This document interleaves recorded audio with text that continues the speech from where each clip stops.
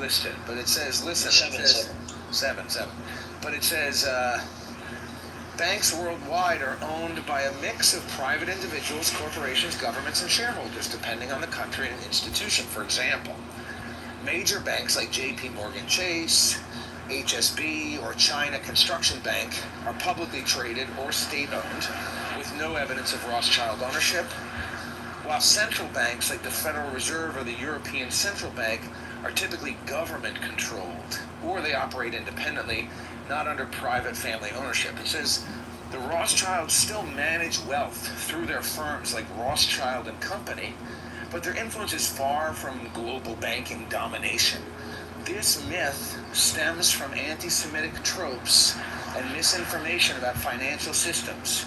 No credible evidence supports the idea of the Rothschilds' universal control over global banks. That's what it says on the internet, which of course possibly could be controlled by Jews.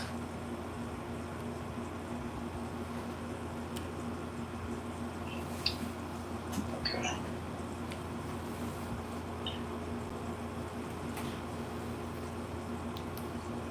So, can I tell you something off topic? Okay, I'm going to take a picture. Hang on, I just took a picture. And I want to tell you, as I'm going to upload this picture to the PTR, you already said I could tell you something off topic. I'm going to tell you. They fucking changed the license plate.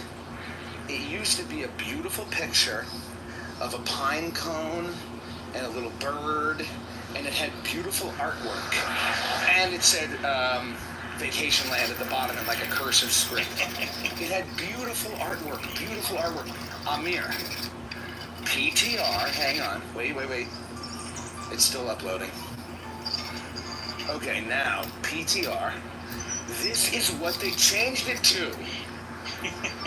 Why did they do this? Why did they take away the beautiful artwork and replace it with this boring, literally nothing? Why did they do this? Okay, anyway, I'm going to delete this photo. We can return to your normal conversation. I just was walking by this fucking stupid-ass license plate. It's so ugly and boring. It's like, can we get some... We had like a nice picture anyway. it looks more cleaner though.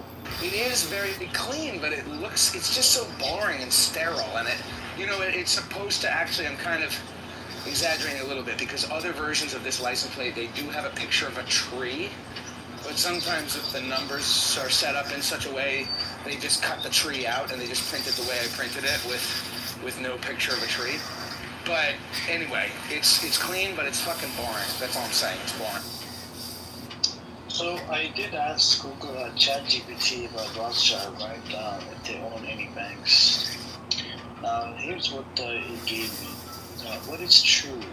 The Rothschild family historically played a major role in European banking during 18th and 19th centuries. They established influential banks in cities like London, Paris, Vienna, Naples, and Frankfurt. Today's the family's most notable financial entity is Rothschild & Co., a private investment bank headquartered in Paris with offices in many countries. It is publicly traded on Euronext exchange. So they do have some investment bank. Can I say something else though, kind of on this topic, but also, do we still have Wednesday in the house? Yes. Let's make sure she's at the computer or whatever.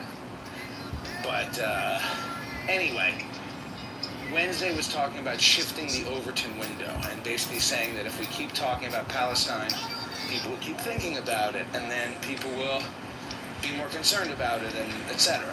Which is pretty general idea, makes sense. But I think this is what happens, Amir, is like, there's also the term, there's the Overton window, but you know about the Gish, have you heard the Gish Gallop? It's like a Clubhouse term because a lot of people use it on Clubhouse, so that's where I heard it. But you know what it is. It's when you make a bunch of arguments and you don't have time to respond to any one of the single arguments. So the Gish Gallop is related to the shifting Overton window. In other words, if we keep Gish Galloping all these arguments, eventually the Overton window is going to shift in our direction. And so I think that when it comes to this question of do the Rothschilds control the banks? I don't know, like, we have to take all these arguments one by one and find the evidence to support them, but the way No, they not control the bank. I just founded in Paris and with offices in many countries. It's just a investment bank, like like a franchise bank, right? It's yeah, of course, they help you grow your money or whatever. Yeah, that's it. But what I'm saying is, like, look, when I talk to pro-Palestine people, they have a pile of arguments. They have a pile of videos. They have point after point after point after point. And basically it's like all this random shit, that's like, where did it come from? We just see these TikTok videos. We hear this narrative for 80 years, the Jews and the Bolsheviks and the Balfour Declaration and I'm not riffing effectively, but like, all of these arguments just come, 1,000 times you've heard, Amir, 1,000 times. No, I'm saying you've heard 1,000 times the Rothschilds and the banks and the central banks and the Jews and the banks and the Zionists and the banks. And we never really know, like, what the fuck even is this point? People make this point over and over again. They're like, oh, the Jews and the Rothschilds and the central banks. And it's like, what is the point? Like, are we saying the Rothschild family controls all the money of the world, and that's literally what we're saying? Because I don't think there's any evidence for that. Zach, I did bring up that point. There was Fatima. She brought up that they're going after Iran. I know, but it's a dumb point. I think. No, but that's her opinion, right? On this we have our opinions. Well, my opinion is that her opinion is dumb. No, it's we can agree to disagree. We don't have to call each other's opinion dumb. We can disagree to disagree respectfully. Hey, that's how it goes, man.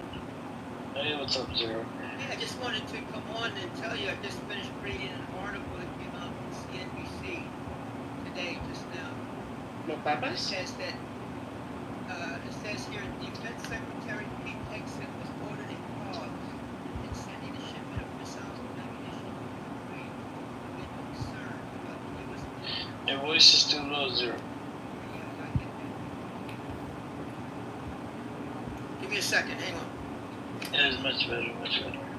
First time I gotta do that sometimes when I come in. I've gotta adjust it. People gotta tell me and then I know how to adjust it. Okay, so what it's saying, Hegseth ordered the delay weeks after he issued a memo ordering a review of the U.S. stockpile of munitions, which has been depleted after years of the United States sending weapons to Ukraine to defend against the Russian invasion. And then they go into Patriots. They don't have a lot of Patriots anymore. I'm going to post the article, but I just want to very quickly go over this. He added his, he says here, decision is certainly very unpleasant for us. What else does he say here? Let me see what. Anyway, he says here in the article that it's both. Oh yeah, here it is. He talks about the Iran. They had to help defend the Ashkenaz people and the Ukrainian people. So now they can't send. Let me see. Russian missiles. Patriots. 155 millimeter high explosive howitzer munitions. Hellfire missiles, 250 precision guided missile systems known as GMLRSs, Stinger missiles they don't have a lot of, surface to air, AIM, which is air to air missiles, and grenade launchers. So they're running out of shit, just like we said they would. They're running out of shit, so they can't defend. It says here, he said the United States is supplying weapons to Israel, and that they're very hard to get. We need them too. That's what he said. So the United States is going to hold back on them. Thank you for the share. I think I'm going to end the room now. Thank you for coming. Appreciate it. And I'll talk to you guys later when I open the room. Okay, bye. Take care. Have a good one, guys. Take care of yourself. Bye. Yeah. Exactly.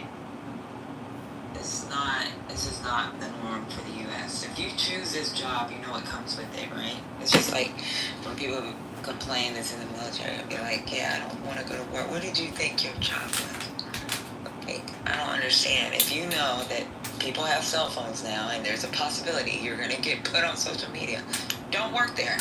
Go work somewhere else. And of course, the problem, if someone were to ask me, and no one's asked me yet, well, what do you have against masks besides what we've already said? We've already heard the multiple stories about the imitators or the people that are going out in public pretending to be ICE that are not.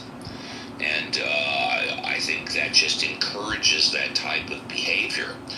So once again, I'll just make a flat statement that I am against any official law enforcement officer wearing masks. I think they should have their ID ready to present. I agree. I mean, especially after we had that assassination of that officer well, he wasn't an officer, but he pretended to be an officer, knocking on people's door and then killed them. So. Yes, right. Yes. Mm-hmm. Yeah. And happy holiday, everyone. And Happy holiday. it seems like they have a policy Thank you. It's Wednesday, it's your day. Posting videos to social media, right? Because how are we all of a sudden? Oh, okay. Let's see. Sorry, I just got that. How are we getting all these ICE videos all of a sudden?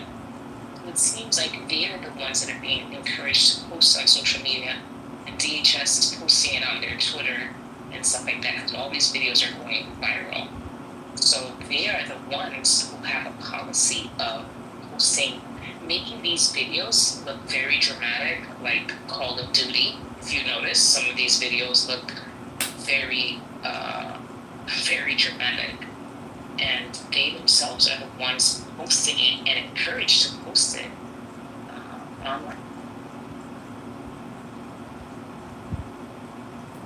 I think too, even with so much impersonations of law enforcement, you definitely shouldn't wear masks. I think they do it for.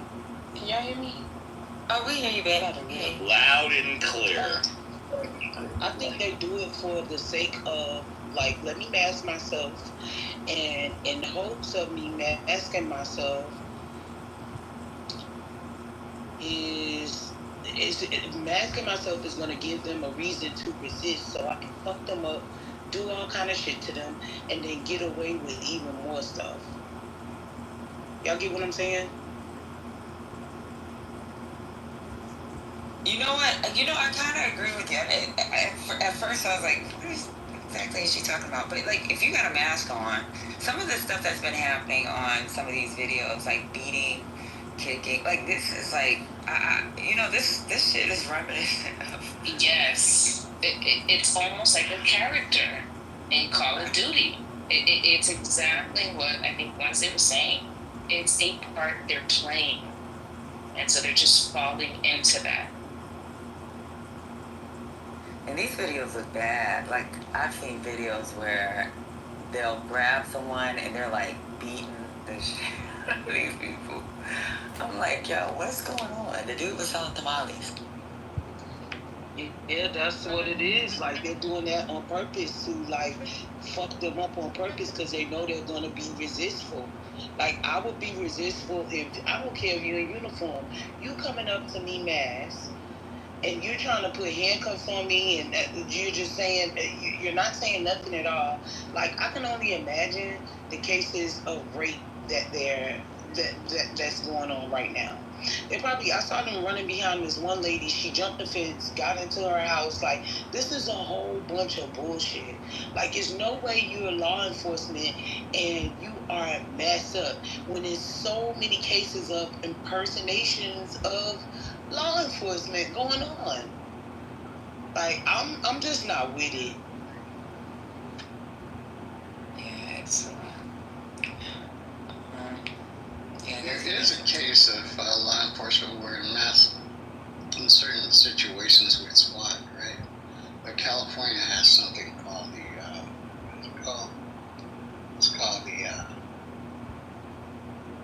it's a Senate Bill 62627 called the No Secret Police Act to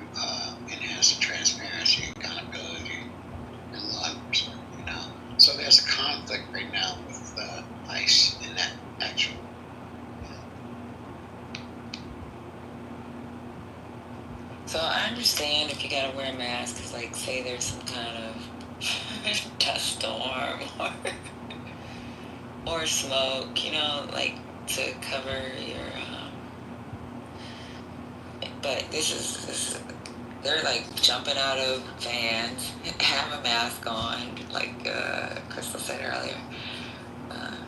Just throwing handcuffs on people. And people are going to be like, what the hell is going on? Not even identifying themselves. This bill that just passed the. Oh my god, my service is so bad. Can you guys hear me? Go ahead, man. Yeah. Yeah, we can't hear you. That big, beautiful bill that just passed. Okay. Man, Working out bad Wednesday. all we hear is the big, beautiful bill.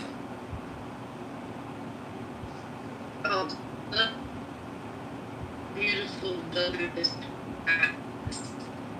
If you read it, a lot of money that's being. Oh my god, this service is so bad. A lot of money that's being taken from like the FBI and stuff and Homeland Security is being put into ICE. I don't know if any of you know that. Oh yeah, they approved a bigger budget. The director, they said it's costing millions of dollars to keep him. For him to have guard security at his home, wherever he goes, because he's getting threats. Yeah, we pulled to. Who we talking about? She was saying that with the bill, a lot of this money is going towards Homeland Security. Oh, I thought you were talking about one person. No. A lot of the money is being reallocated to ICE, like from Homeland Security, from the FBI is being reallocated to ICE. I thought ICE was part of Homeland Security. No. Is it? It is. It's underneath. Well, I know. I think I heard the FBI. Some of the obviously, you know, they don't like the FBI, but the FBI budget is getting reallocated to ICE. And what do you guys think of that detention center that was created in 8 days in Florida? I think they did a tour of it the other day. I didn't really watch it. Did anybody watch it? They did a tour. Yeah, I saw some of it, but I think it's bullshit, right? Because for the simple fact, I used to live in South Florida, Miami to be exact, right? For the simple fact that you built this facility and you have a law that still stands in the state of Florida called the dry foot, wet foot law, right? Have y'all ever heard of that? It has to do with federal protection. No, I have not heard of it. No. So the dry foot, wet foot law is so disgusting. Florida legislation has ignored the orders from the Obama administration in regards to the law. Y'all can look it up, but it's real interesting, right? Whereas of course, Cuba is, 50, 60 miles from Miami.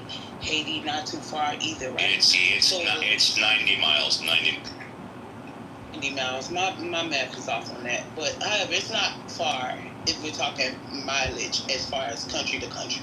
Whereas you have so many people that escape their countries, Cuba and Haiti, right? Whereas if you're Cuban and you're found in waters and you make it to land, they provide a safe haven for you. Take you, get you refugees, set you up with assistance, gone, right? But if Haitians are found to dry land, they automatically deport them. Coast Guard's getting them the fuck out of there so fast, your head will spin. And living there, I would see it on the news like so many times. So I'm like, okay, they're building this facility and they're marking for what they're marking for. And of course, it's something underlying that we don't know. But to have laws like that were abolished, but lawmakers, which of course we know Florida has a heavily high Cuban population, it's like, wow, what are you really doing?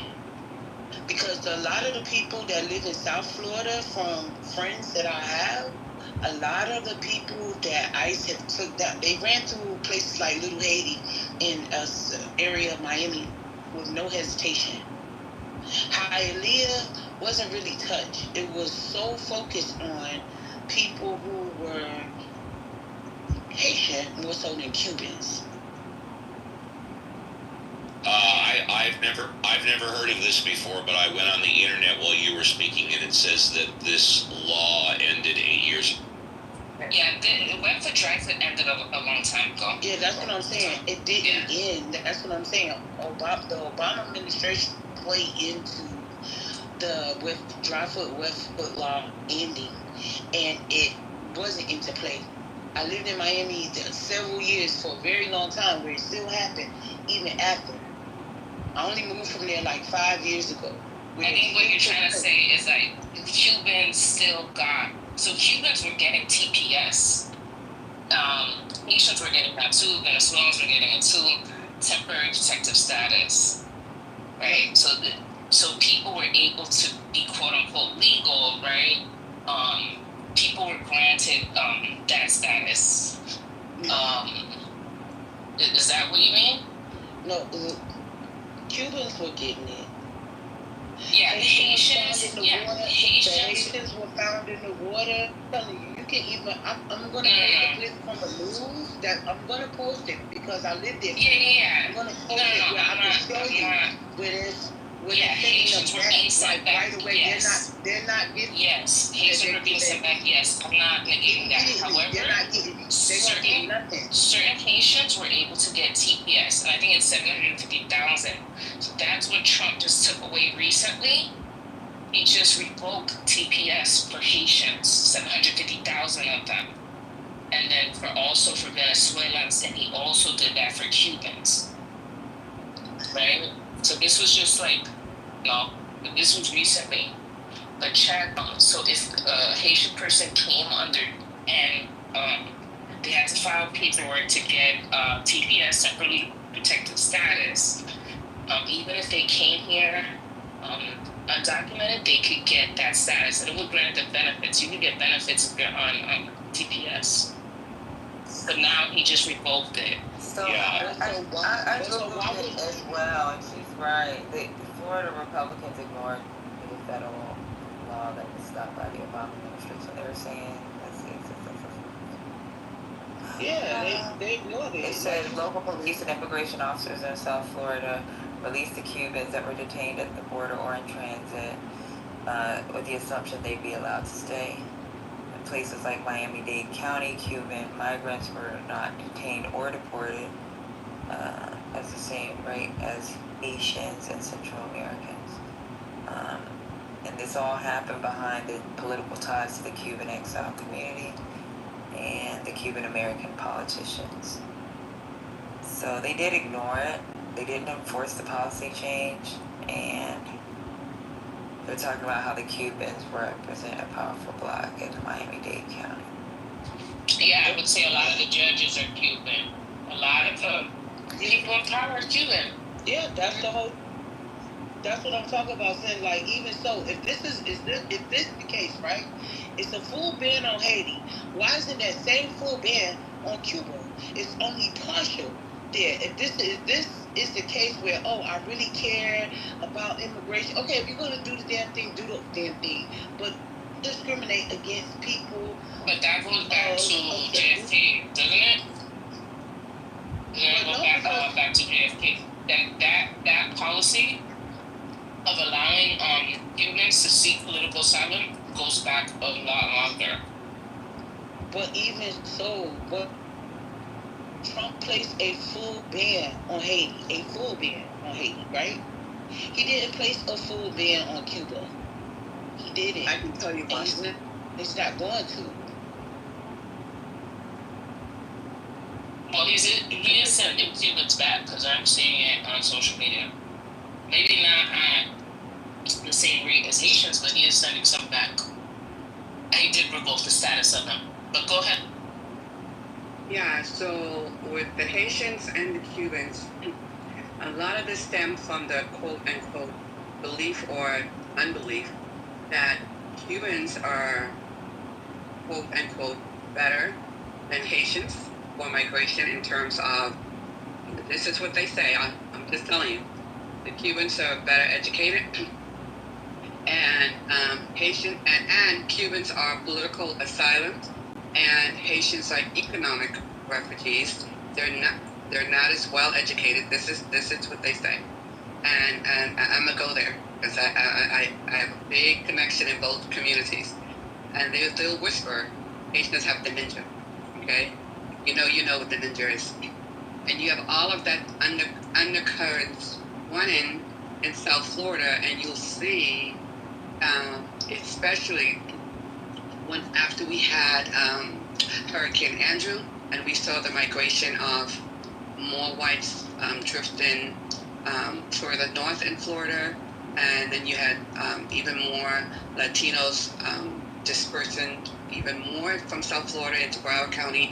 The power base expanded, and whoever was who said that Cubans are in positions of power, that's true.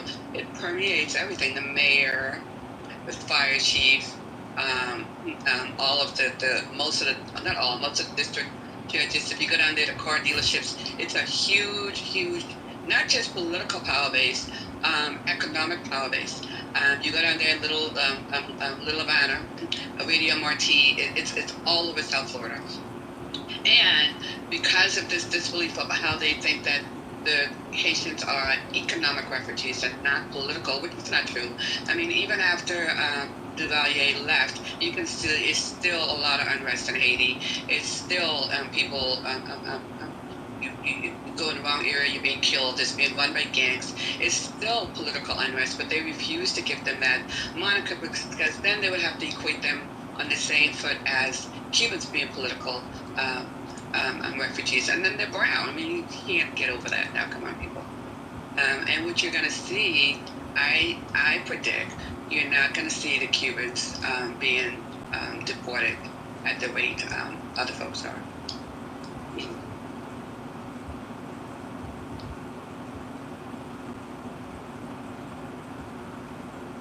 Exactly, Lavon.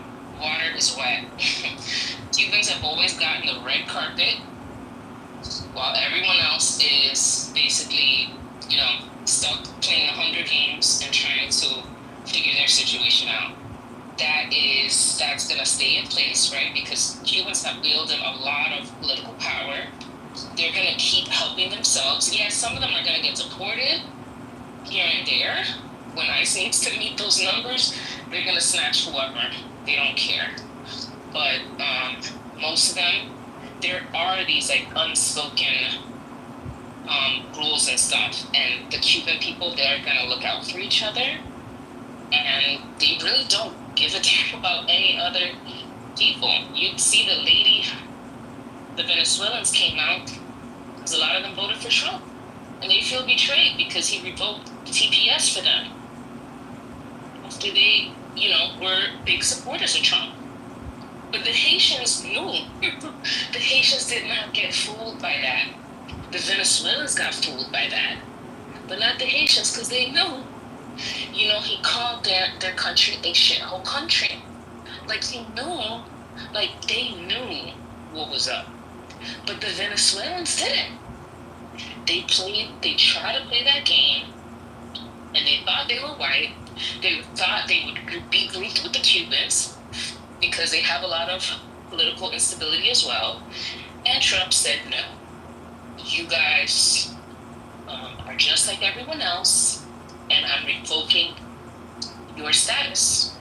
So, yeah, that's when they discovered that Venezuelans and Haitians are on the same shitty-ass boat, and they're not the white Cubans that they don't have that white privilege that they thought they had. They thought they were privileged over the Haitians, and they discovered that they... Yeah, but then you know what else they did? They circulated a picture, an AI-generated picture of Kamala Harris looking like a comrade or a socialist. and that meme went viral in the Venezuelan. Yeah, that meme went viral in the Venezuelan community. So they think Maduro and Venezuela is communist socialist. So you didn't see that meme going around last year? No, They had her like in a red beret. Yeah. Red beret, and like she was dressed like a comrade, and they were saying social. Remember he was saying socialist. That went straight in the veins to those Venezuelans, and that as well as some issues with women or whatever, and the politicians down there made them not vote for Kamala. But I will tell you, those politicians are still not calling Trump out. They are still not. The Cubans and the Venezuelan politicians down there, they're still not calling him out. They're saying he tricked us, it's not fair. But they refuse to put a name on Trump. And what they're asking for is carve-outs. They're asking for carve-outs for Cubans and Venezuelans. Be damned, the Haitians. Yeah, and you know what? They're canceled. City of Miami has canceled its elections this year. Have you heard about that? Yeah. So, yeah, they're like, you know what? Fuck y'all. We're gonna still keep everything as is, and no elections for y'all next year. So there you go. Are they allowed to do that? That sounds We shall see. constitutional. No, but We shall see if they're allowed to do it. But they've been wanting to just change their elections for a while, and now, of course, that they have a lot of these protests, right? Because they've been protesting outside the city of Miami, City Hall for various things, right? Including ICE over exertion of force. So it's just a coinky-dink that they are wanting to cancel elections this year. So I think they just want they're supposed to do it just even years. Who's canceling their elections? City of Miami? Yeah, they said, you know what? We like this Trump regime. We like this. We kind of like communism over here, low key, but very, very low key. So we are canceling next year's election. Supposedly, it's been a long plan that they only wanted to have elections even years only. But it's coming at a time where people are protesting City Hall regularly because of the ICE protests. People, they've made all these different decisions, and the decisions are all 3-2. It's like very close decisions. So coincidence? I don't know. But I feel like it's right. I was just saying, this is just my opinion, or just thinking. I feel like that it's a dry run, because a dry run for they're using a lot of these smaller municipalities for dry runs. I can't remember which one here in Metro Detroit. One of the state reps put up a challenge to Oberfeld v. Hodges right in front of it was a Republican right in front of his Democratic colleague. And that Supreme Court judgment is that legalized same-sex marriage. And that's something that what's his name? Uncle Tom Thomas, that's what I call him, that he's talked about and Alito talked about. So that's here at a local level. So just my opinion, just logically thinking for me is that it's a test run. I mean, you do it at a smaller level and then roll it out nationwide. But it is too illegal, because you do have, like, I did hear about it within the past few days, where you do have the Attorney General for the state of Florida, and also the Governor DeSantis, that has told the city of Miami, you cannot pull this off without a from the community. Like, you have to have voters to make that voter approval to make that. And then, of course, there are lawsuits to be threatened. And I was thinking to myself when I first read this some days back, like, in order for the governor and the attorney general of the city, it has to be a go on a lawsuit. Like, you will be sued in so many different areas. Like, you might not even be the city of Miami anymore. But I think it's just, I don't know what the greed is for. Well, we know what it is, but I think it's just a sick game that people play just for the importance of the roles that they have. It's terrible.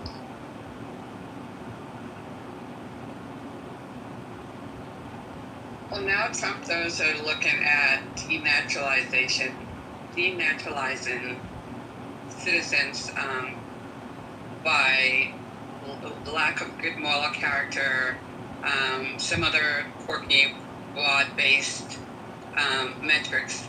So nobody's safe. I would say that what you're seeing is, hello? I'm sorry, go ahead. I would say what you're seeing is really what the framers put in place for the Constitution.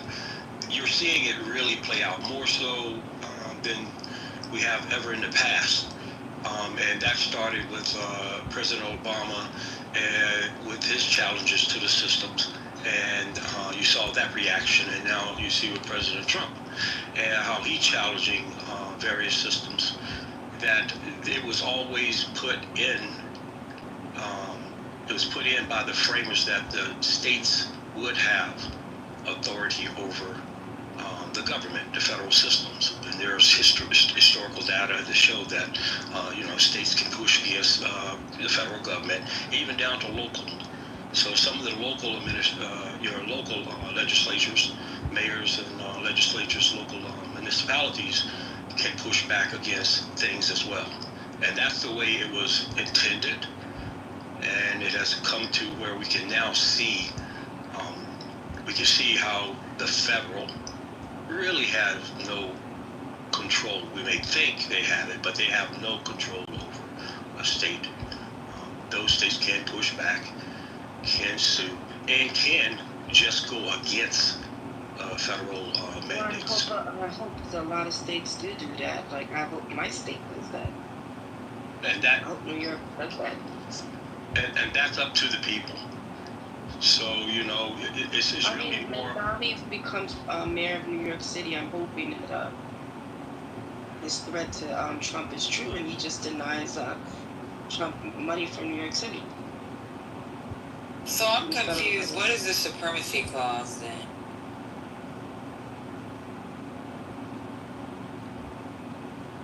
Hello? Can y'all hear me? Yeah. Go ahead. So what is the supremacy clause if states can just say fuck the federal government? I'm confused. Yeah, Gary. Doesn't the supremacy clause say that federal law is the supreme law of the land? I get it. There are going to be limits. The states can they can't just outright say I'm going to ignore federal law. They can challenge it. They can.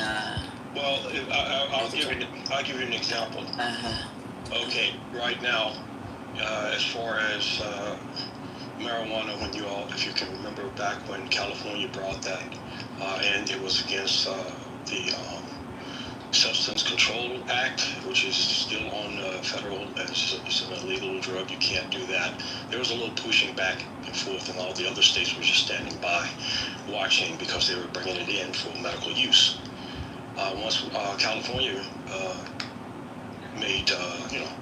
got off the starting line, then you had other states following. Now we're up to like 40 some states that have it for medical use. Then came Colorado, which actually started the recreational use, and it was quiet because the federal government understands one thing: they can flex their muscle, but if the people of a state want something, absolutely nothing they can do about it. They don't have the resources. They don't have enough to lock up an entire group of people who want something, and that's how civil rights actually So then now you're referring started to change. So when you're using marijuana, you're talking about the commandeering. So I'm kind of confused. I'm still confused because it's still not the same. You understand? Go ahead, please explain. Because I'm saying, whenever there's a state or any movement for change, the federal government can't stop it. They can hinder it, they can flex their muscle, but they can't stop it, which is why so many changes to the Constitution. After you get past the first 10, which is the Bill of Rights, you can track the history in which there was muscle flexed and the people brought change. Not all of them is from change, because some of them are just procedural. So my whole many years of studying is watching and tracking how change has come about in the United States, and how the people, when they understood their power, their power, and everybody else above you is just influence, you can bring change. And that's by not just the enormous amount of people showing up, but how it's organized. Not just the amount of people showing up, but how it impacts the finance side of things.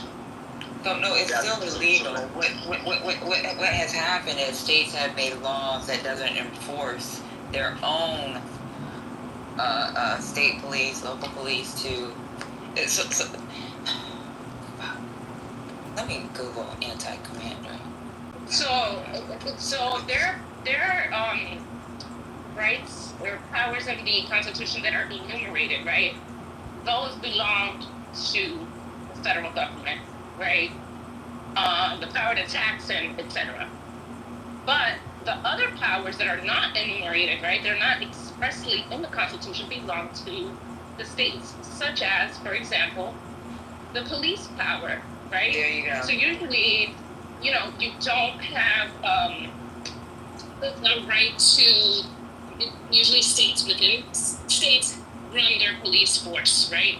I think that's one of the reasons why Trump sent the Marines, and without Gavin's authority, and they had to take them out, right? Because states have their own power when it comes to certain things.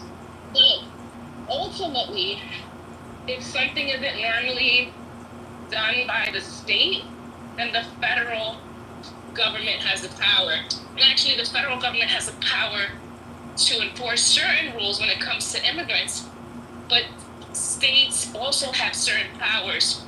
So that's a bit confusing there. So it's not confusing. To me, I feel like it's like, okay, so if a state says that, for example, we're not going to use our resources to enforce marijuana laws, right?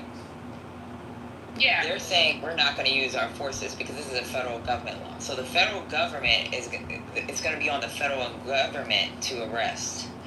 So, and that's why I'm like, same when we talk about these sanctuary cities, and that's why so if you're telling your own police force or your prosecutors we're not going to enforce these laws, then guess what? They're not going to enforce it. But the federal government is going to be the one that has to enforce that prohibition when it comes to like marijuana, and like if they decided like we're getting rid of alcohol or whatever, and this state says we're not going to arrest them, guess what? You're not going to get arrested. But if the federal government wants to, they can come in and do what they need to do. It's not going away from the damn actual. It's not saying that the state's doing whatever the fuck they want. It's the federal government is not doing their job, maybe because they just it's a waste of taxpayer money to chase behind a bunch of people. Which is exactly what you've actually went right to the point that I'm making, is that the federal government does not have the resources, neither do a state. And I always use, because it sounds too simple, but it is really that simple. If you think about the speed limit, they can't arrest, but how many people never drive the exact speed limit? 55 is 55. They could pull you over at 56, 57, 60, But how many people actually drive 55? There's not enough resources. So in theory, we go by theory then. Okay, maybe in, say, Virginia, you feel that, okay, if I'm going, 5 over, between 5 and 10 over, I'm good. Why? Because everybody's doing it. Yeah, But then you say go to another. If you go to another state and if you hit 10, there's a possibility it increases for you that you may be pulled over. Then why? Well, it could be a lot of things as to why they're pulling you over specifically.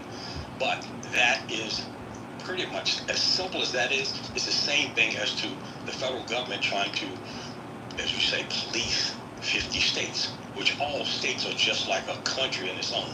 No one have to. But there's no state nullification of a federal law. That's just illegal. That's just it. I got what you're saying, Gary. There's still no nullification of a federal law. The state can't do that. No, we just break it if we have to. That's basically the nullification of it. Is that if the legislatures and the government says we're not doing something, there is nothing that the federal government have enough resources to stop a state that the majority of their people at 55, 60% is behind something. What would the federal government do? Historically, nothing. Historically, nothing. So, because as you said, they can't police it all. So Wait, that's how things have changed. Historically, they have done something. Only. Okay, go ahead. We did. We had a whole civil war. Historically, what the South said, even though it was for states' rights, which states' rights to own slaves, and they left the Union and made their own country or whatever, and we had a whole civil war about it. So historically, they have done something. No, that's a good point.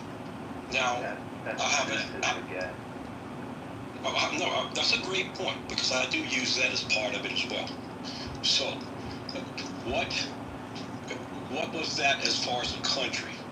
And we are here today because, the results of that. What happened during the Civil War that changed things, even when someone tried to break away, is because of the people. And if you think about it, the South was winning, were they not? Until when? Until slavery.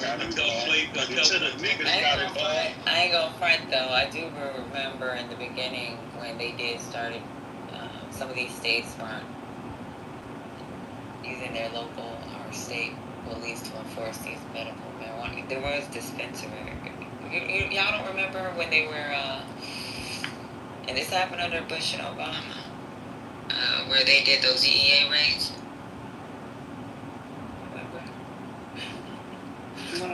Sorry, I have a bad memory. So they did do DEA raids or something. Let me go ahead and Google real quick and look up some of these. But there was DEA raids in the beginning. Because remember, it was like really... The reason why I remember this is because when I had some friends that was telling me invest in marijuana and it was like penny stocks back then. Oh, it's going to be legalized. And then at the time, my parents was like, no, if you want to do that, do it in Canada. Because the United States is still against federal laws. And then I would see on TV raids. Hold on. I usually bring up marijuana, but I'll bring in another historical fact too. And thanks for bringing in the Civil War because, as you will see too, it's all about the people. That's because the South was winning. Now let's go to something else. Do a little studying on prohibition, which was the 18th Amendment, and then the 18th Amendment, and then look at the 21st. All between that time, when people want to get their drink on, they amend the 18th. And if you look at what took place and the behaviors of people at that time, that told me everything I need to know as well. Abby, can I jump in a second? Happy Wednesday. Happy Wednesday, love. Go ahead, jump in. Yeah, my name is L.S. Love. I've been in the legal cannabis industry here in the United States since the beginning. In 1996, California legalized medical cannabis, and that changed everything. Even though the Schedule 1 of cannabis says there's no medicinal value, that's what changed everything. And states are able to run businesses in medical and recreational, as you know. I believe you're in New York, if I'm not mistaken. And so the only problem is it's still not federal legally, but states do have their own rights to make their own laws, and they're solid.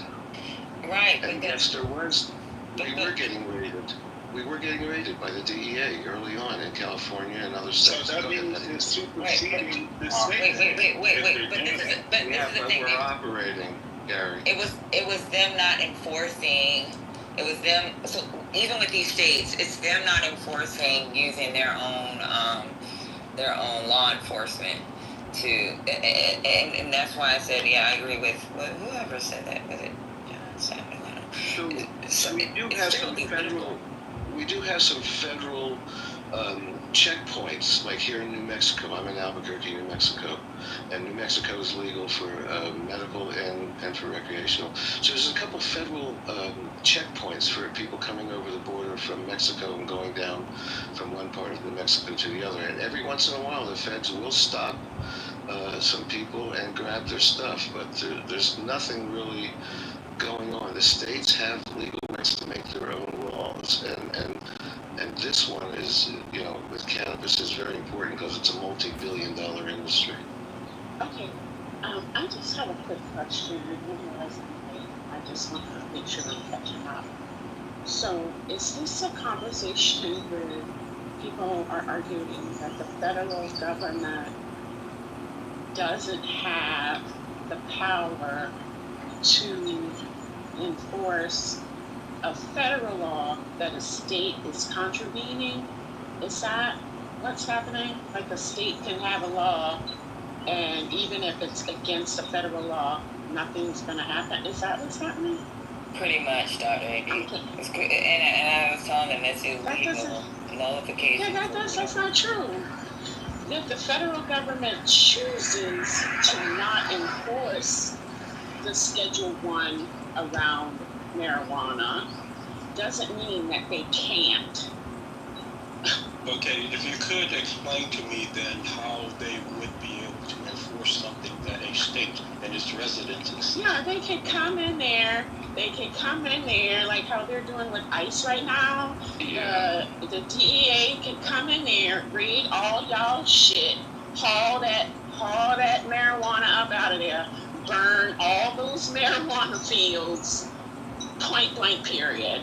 That's how they could do it if they were interested in doing that. I don't know. Is it justifiable by way of? It's the law. You're violating a federal. But the state is. Are you going to ask me a question? Are you going to ask me a question and answer for me too, or I didn't answer. How we gonna play? Okay. So you use the example of the Civil War, right? You don't have to go back that far. You can go back to Brown v. Board when the Supreme Court said schools had to be integrated, and there were states that didn't want to integrate. They were forced to integrate. They didn't have a choice.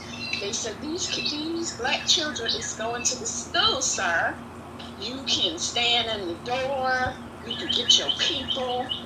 You can get your weight up, whatever. The National Guard went down there and made sure that the children were integrated into the school. Like, just because they don't do it, it doesn't mean they don't have the power to do it. You can read this in this is my last comment, and then you can come back. You can read this in our documents. There are limits to federalism. So, go ahead. If I may, just to speak to that, there are two levels here. And you're correct about the civil rights. I was born during that time and also was part of was impacted by those actions. So here's where, if you look at civil war and civil rights, it's a civil situation in which numbers matter. What kind of numbers? The number of states that have come together to fight against something for a civil purpose, an end goal. So see, there's lower levels. There's, like I said earlier, 3 levels: your local, your state, and your federal. The power is in your local and state. History will prove that, such as in the Civil War or such as in civil rights. The government got involved as soon as the number of states became larger, or the majority against the minority. Yes, they step in. Makes sense. It makes all the sense in the world. But it doesn't necessarily show they have power. They must have the support, enough support to then move in and flex. Because flexing without that support is just flexing. And that's part of what you see in the history of things. When I speak of marijuana, I usually bring in prohibition. Because one thing I've kind of seen as a trend in history is that although we continue to repeat it, it just looks different. That's the only thing that's different between it. It looks different. But those systems and the way it's applied is the same thing as if you play chess. There are many different ways to open your game and then move to the middle of the game. But you're already steps ahead to try to figure out how to win. That is the systems in which we have here in the United States. The only thing, if you look at history, is when a line is drawn and there's a majority of people on one side and a minority on the other side.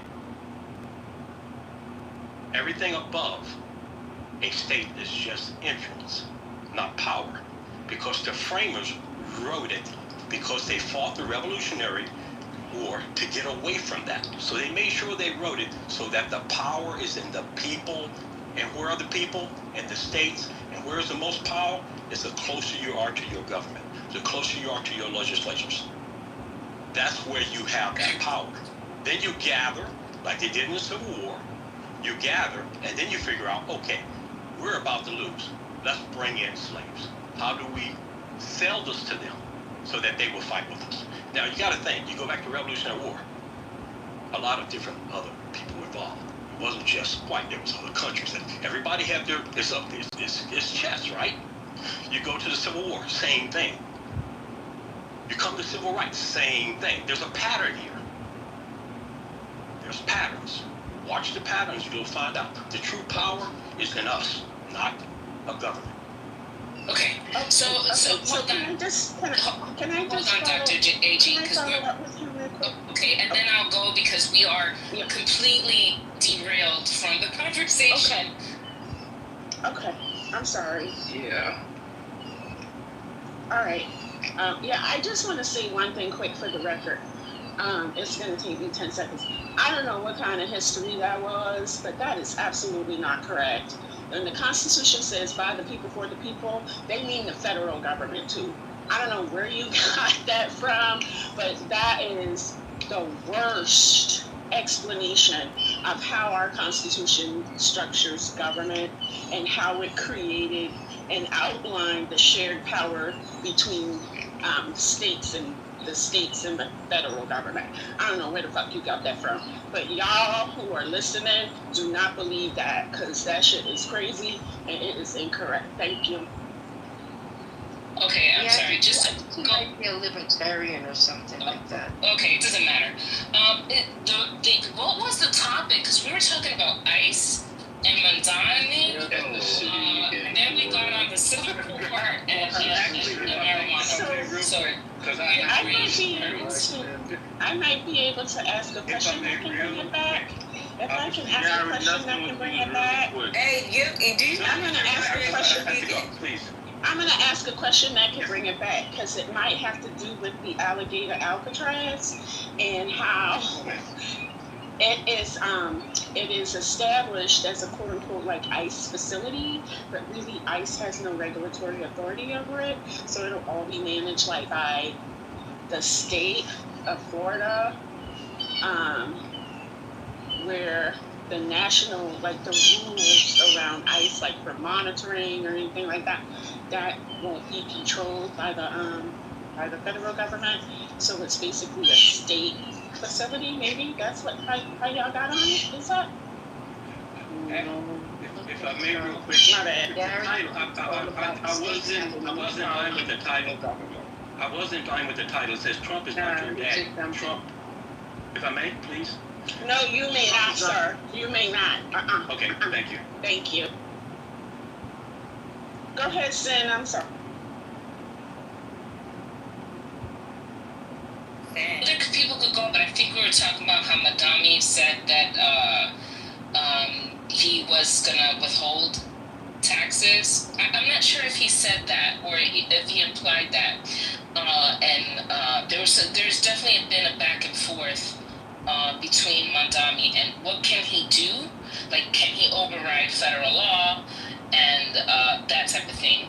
So I know New York City is a sanctuary city, and that's not necessarily. It looks like Trump wants to remove that sanctuary status or whatever, but I don't know right now how that exactly works. And we were talking about like the enumerated powers, how like the states have the power to the police power, the unenumerated power to police themselves.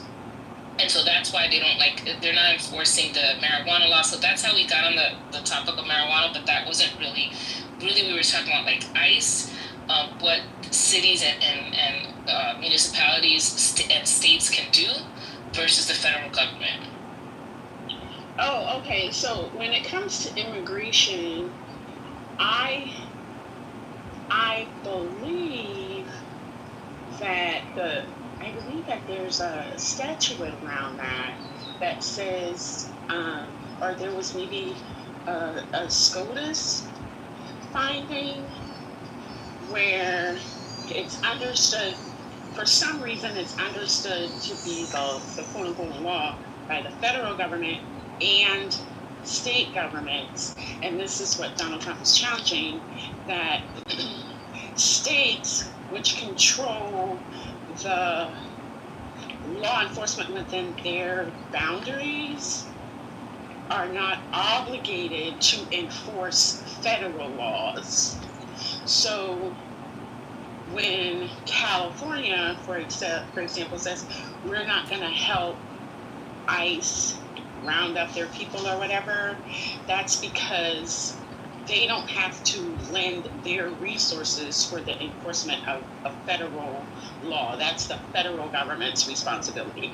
They can't stop them from coming in and trying to enforce it, but they don't have to help them. Is that what you were talking about? Right, that's what we were talking about earlier. Yeah. And I forget what that's called. But doctor. Oh, okay. Yeah. So they don't have to use. That's what I was using when he brought up the marijuana. I brought up the immigration piece too, where we I don't understand when he was bringing up the marijuana, I said they're not using their state and local police force, and it's the same in immigration. They have a right to do that, but that doesn't stop the federal government from not being able to do their job when it comes to enforcement. Yeah, and that's why the Trump administration, I think they filed some lawsuit, or they were threatening the states by saying that the states themselves were breaking the law by not allowing ICE or whatever to do their obstructing, I think is what they said, because they were directly intervening with the federal government executing or doing their job by arresting these people, because immigration is within their purview, whatever. Yeah, but yeah, I don't know where that comes from. And I think there was something. Oh, I'm not going to mention that because I don't want to go back to that.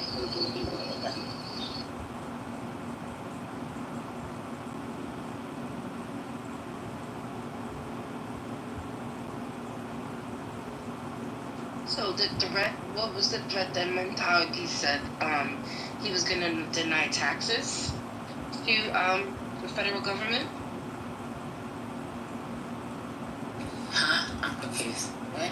What was the threat that I'm saying is Zohan Mandavi said? He was gonna deny what?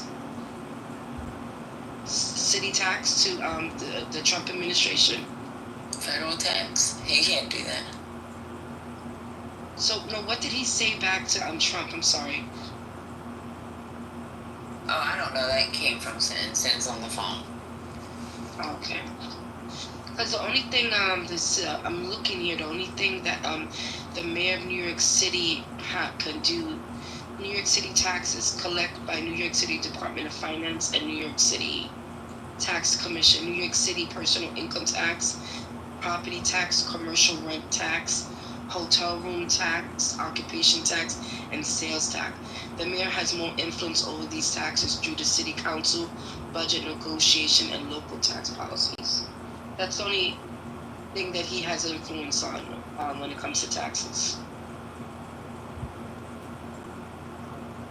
But property tax, especially in Manhattan, is a lot of money. So, but that doesn't have anything to do with the federal. I don't understand. I guess maybe I have no idea. Like I don't even understand the threat that he was trying to give back. I guess you know what? Let me be quiet and then I'll research it. Forgive me.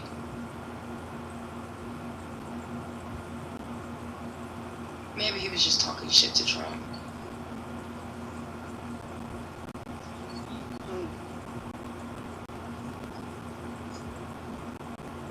Cities don't pay excise tax. No, I just chat GPT and that was what I got. Yeah, that's yeah.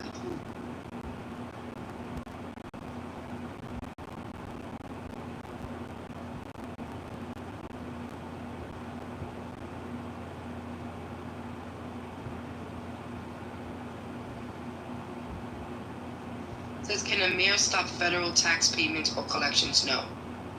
The mayor can't advocate for tax reform, oppose federal mandates, manage how city collection funds are spent, resist certain federal initiatives like sanctuary policies.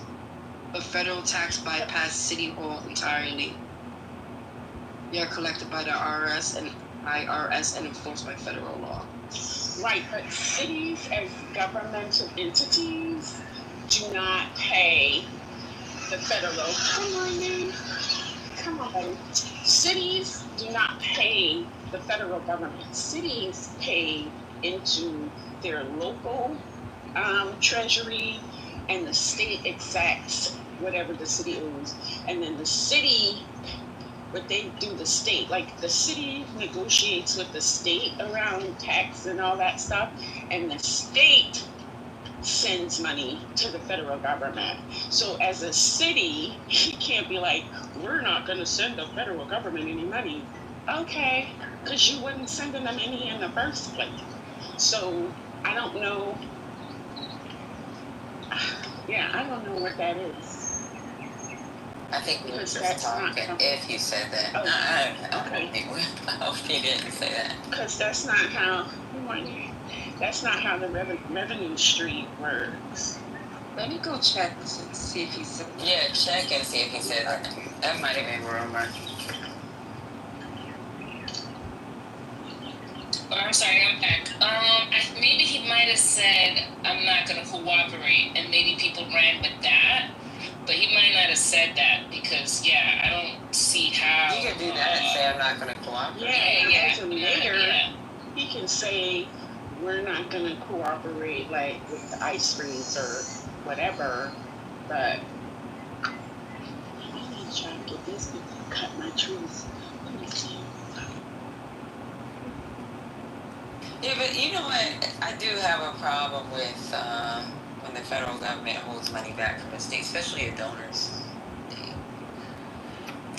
I got some breaking news on the alligator Alcatraz. June 27th through the 30th, Friends of the Everglades Center for Biological Diversity, Earth Justice, and Miccosukee Tribe filed a federal lawsuit in the Southern District of Florida. They argue that the project violates the National Environmental Policy Act, NEPA, and the Endangered Species Act, noting the site is over 96% wetlands, adjacent to the Big Cypress National Preserve, and home to endangered species like the Florida panther. So it's under a federal lawsuit. You can't do nothing right. Yeah, I think there's some other organizations that's doing as well. Yeah, and that's kind of the controversy because the Everglades is a national, isn't it a national park or something? It's just such a sensitive ecosystem. It's the last fucking place you want to put a prison or any sort of building structure. Put it in the desert. I don't know what the hell they're doing. But also, like ICE isn't a prison. Like it's not supposed to be for punishment. You know, it's not part of our. It's not supposed to be like punitive enforcement. It's literally just detention. Like it's just a place you go to be detained and held until the legal process and procedures run their course. It's not jail. So I don't know.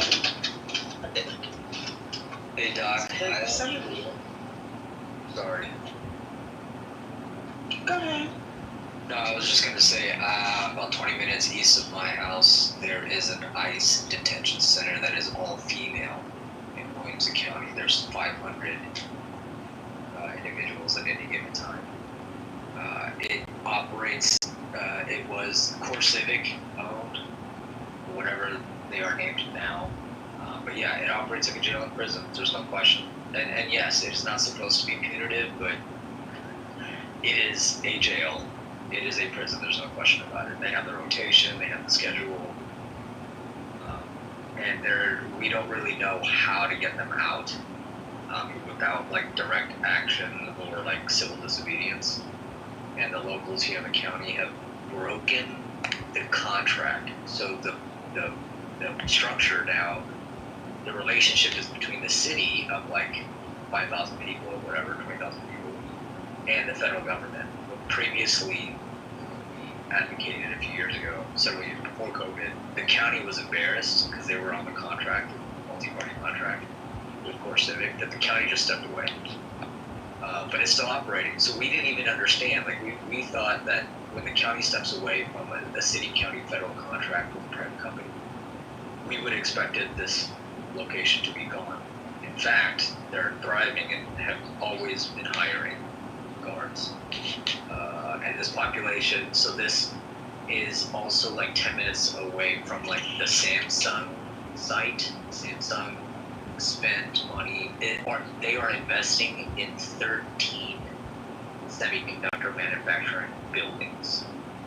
They broke ground a year ago. That's a big deal. Oh, by the way, the county judge of Williamson County stepped away 4 months ago because he was tapped to be the Commerce Secretary or Small Business SBA Director, Larry Gaddis. It's wild. The guy got plucked, and he's now working in the administration. So it's always going to be a prison.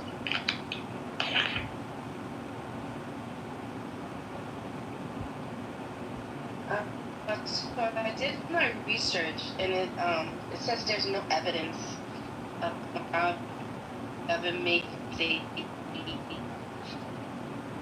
there's no record of payments from the federal government.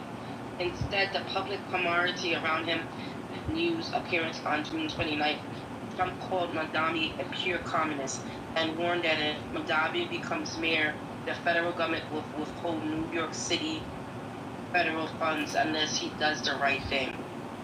So no, he never said that.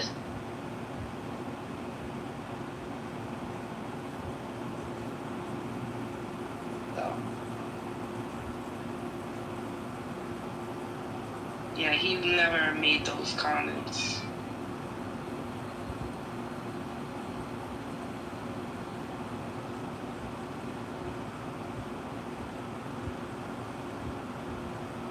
Thank you for clarifying that. No worries.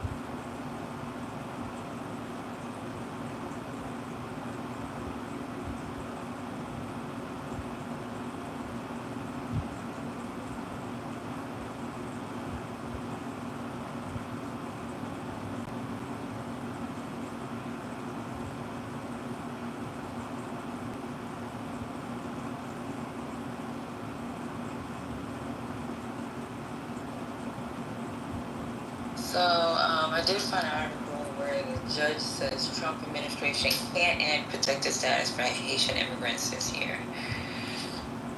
Pretty much says the Trump administration cannot cut off legal status and work permits for hundreds of thousands of Haitian migrants this fall. And he ruled this late Tuesday. The ruling by Brooklyn-based U.S. District Judge Brian Cogan was nominated George Bush, 2006, prevents Homeland Security Secretary Kristi Noem from following through on a plan to revoke temporary protected status. I'm kind of confused. This can't be a nationwide injunction, right? Unless it's some type of...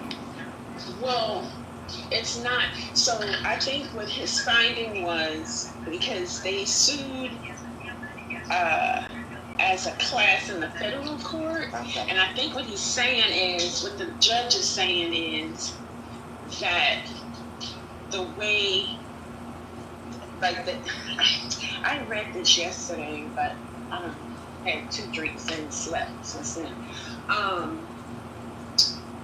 The way that they're trying to do TPS, it's a violation of TPS. I think that's what he's saying. So I don't think it's not an injunction. He's basically saying this is illegal, what you're doing. So it's a violation. He's not saying you can't do it until, he's saying you can't do it at all. So it's not an injunction.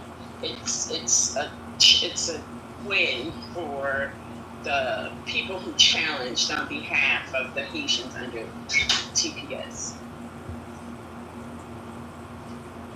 Because an injunction just says stop doing this.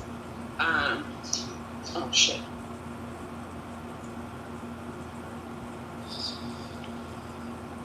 So what they got quotes is plaintiffs have enrolled in schools, taken jobs, begun courses of medical treatment in the United States, and reliance on Haiti's TPS designation lasting until at least February 3rd, 2026, Hogan wrote in a 23-page ruling. The White House says the administration will appeal the ruling, and their quote is, district courts have no authority to prohibit the executive branch from enforcing immigration laws or terminating discretionary temporary benefit programs.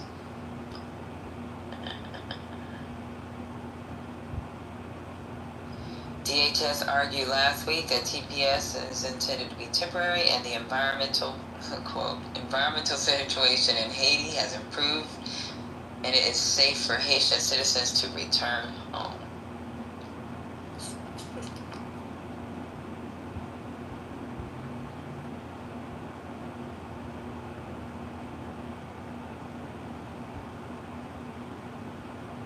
Cold-blooded. Okay, I'm sorry. I had to get my dog. So I didn't hear what you said, Patty. Did you finish clarifying it? I'm sorry.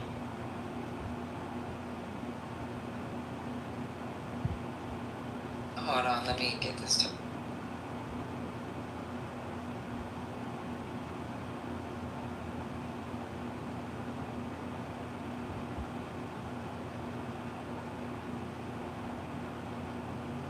So the quote is.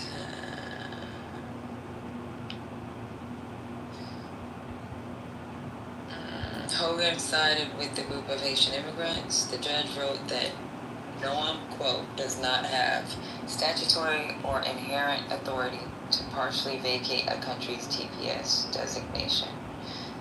Hogan said that the DHS secretary cannot reconsider Haiti's TPS designation in a way that takes effect before February 3rd, 2026, the expiration of the most recent previous extension.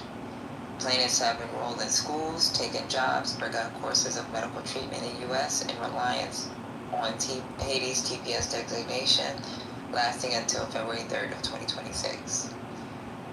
He wrote this in a 23-page ruling. The White House says the administration will appeal the ruling.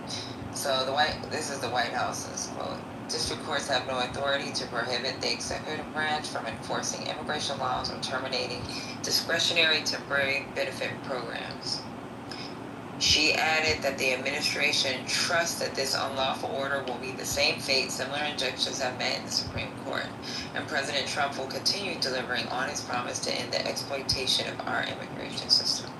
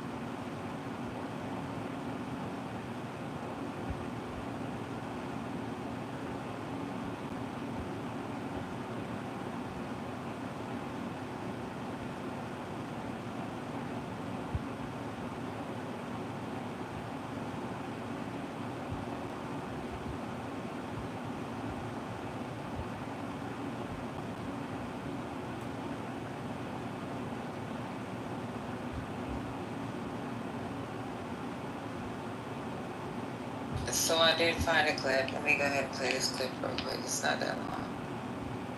Okay, sure. Well, it's 2 minutes and 29 seconds. Now at 11, we are on the ground in Haiti tonight, just hours after the Trump administration announced it's ending TPS for Haitians. Those living in the U.S. and right here in South Florida now face deportation. Good evening. I'm Lauren Pastrana. Elliot Rodriguez has the night off.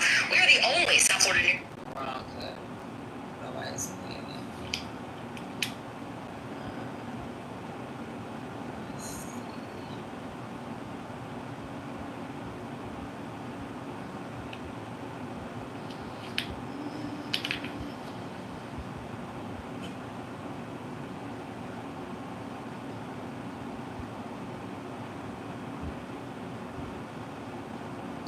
Oh Lord, it's so sad.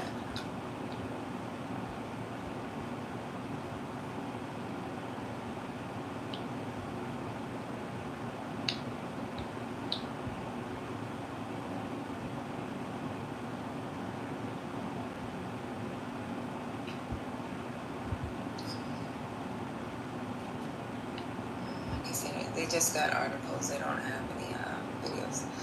But I do see something that's coming from the UN. This morning, Assistant Secretary General for Europe, Central Asia, and the Americas will brief the Security Council on the latest developments in Haiti. they are doing.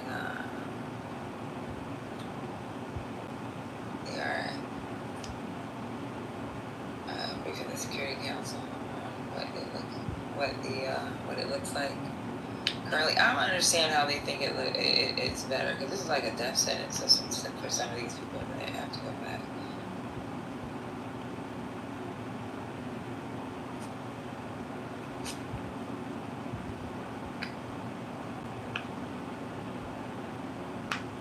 What I don't understand is why are they deporting people to is it El Salvador? Why are they deporting people to El Salvador? And they're not even El Salvadorian. Because the country said they're not taking. They might have said they're not taking them back. May have said that. Shit, they sent some Asians to goddamn Sudan. Why do we have to be, responsible for where they go? Like, mind you, they had the privilege to get funded while coming here or while being here. They should have the money to, get to their destination. I don't understand why would America bear that burden, especially when our tax dollars. You know what America did to Haiti? Can I say something? What just happened? Can I ask you a question, Seth? When our tax dollars are being involved with that's my thing. Like, can I ask a question? What? Okay. So, because two things you said. So you said, why, when they were being taken care of when they were here? Is that what you said? My internet has been static, so is that what you said? Yeah. Hello? Can you hear me? Oh, okay. So what does that mean that they were being taken care of? What did you mean by that? The essential needs to survive in America as far as government assistance. They like what? Government. Like what government assistance? Like what? Housing, food stamps. Who said that they were? What do you mean? So you saying that that's not true, or? Yeah, I am. I'm saying that a majority of these people. You ask me now. When I ask you a question, I let you finish, and then I ask a follow-up question. So now you ask me a question. Are you saying that that's not true? So you gotta let me finish answer, and then you follow up. So I'm saying that because a majority of these people who are being exported, these are people who had jobs. And illegal immigrants, if you're an illegal worker in this country, you can't receive the level of benefits. Yes, if you're an illegal person and you go to the hospital with a broken leg, they're going to treat you at the hospital with your broken leg. If you're one of these people that the state of Texas sent wrongfully to New York City or to Chicago, yes, they're going to take care of you because you have been dumped on them through no fault of your own without the resources that you had when you were in Texas, like a job. So this notion that these people are living on welfare, that's not true.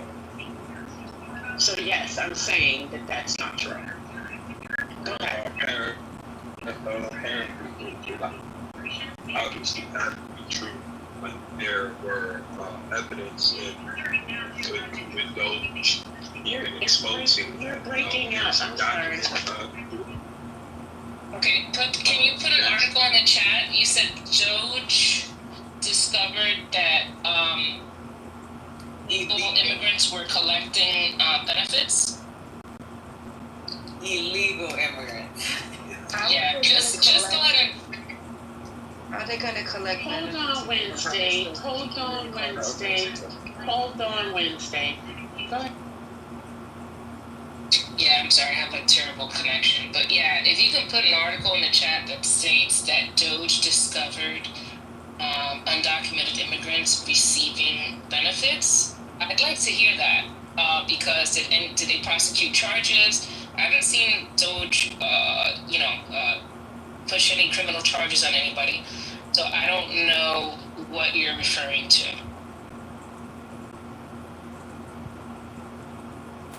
And then the other thing that he said was, why should the U.S. be responsible? They should have money to get them to their destination. My response to that was, the U.S. was their destination, and they did get here. If I'm trying to send you somewhere, it's my responsibility to send you, to make sure you get there.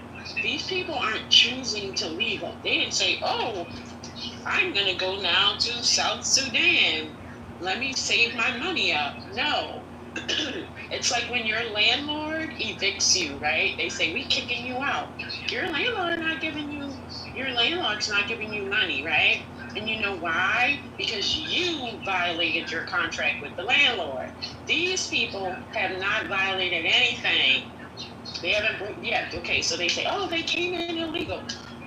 What does that even mean when you have U.S. companies that are validating these people by employing them? They're not being evicted. They're not being deported. They are being exported. Yeah, and you pay a tariff on that. So if they're going to send the people, it's their responsibility to pay for the people. I think sending the people is wrong, but I don't know what you're talking about with that. Yeah, and also when people collect benefits, there's a procedure, and you need to show documentation like a social security card and a birth certificate. Yeah, we're not even going to go into that though Wednesday, because that's a lie. And it's an oft-repeated propaganda lie. So we're not even going to debate that. If he has evidence that Doge has found that illegals were racking up social services, then he needs to put that in the chat, like send requested. We'll look at his evidence, we'll read it, and then we'll discuss it. But we're not going to debate that. We're not going to give air for him to continue to spread that misinformation. Well, see, the problem is 9 times out of 10 people is meeting with their political views. There are lines, whether Republican or Democrat. I don't subscribe to either. I just go to the absolute. A lot of people are independent here, sir. Excuse me. A lot of people are independent, sir, but you're saying things that are not true. Excuse me. I didn't make any accusation toward any named individual. I said a lot of people speaking in general, and then I'm being interrupted, but you would like for me to be on mute and speak, which I did. Oh no, that was me saying be on mute. That was me saying be on mute. It's just proper. It's just regardless. Can I finish my sentence without being interrupted? No, Sen can interrupt. I'm in courtesy. Okay, I'll just be. All right, nice. It's the passive aggression for me.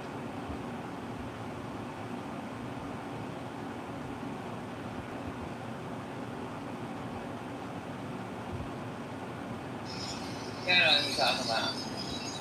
It's just weird. I don't know where people get this information. Even most of those people that were bused, that were asylum seekers. Texas didn't want to keep them, so they sent them somewhere else. Florida didn't want to keep them, they sent them somewhere else. Yeah, and asylum seekers are legally here in the United States for I think about a year, right? And they have to make their case. They have to. Sorry, my service is really bad. They have to make their case. They have to show documentation why they seeking asylum, why they're running away from their country to be here. So for the time being, they're legally here. So they're not illegal.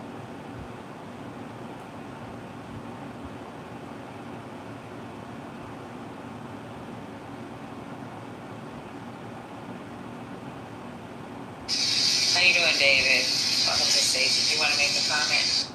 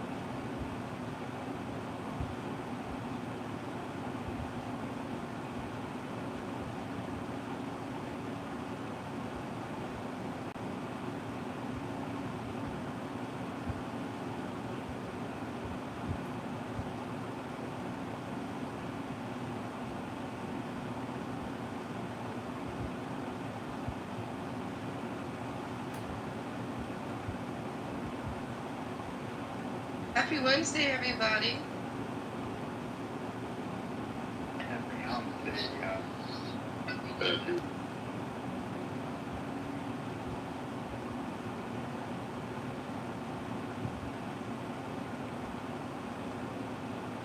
Y'all must be working. I'm on summer break right now.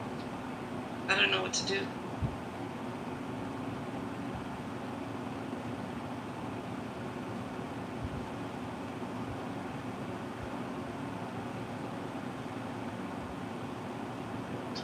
I'm an expert I'm an expert on Caribbean tourism. I can recommend a destination and activities.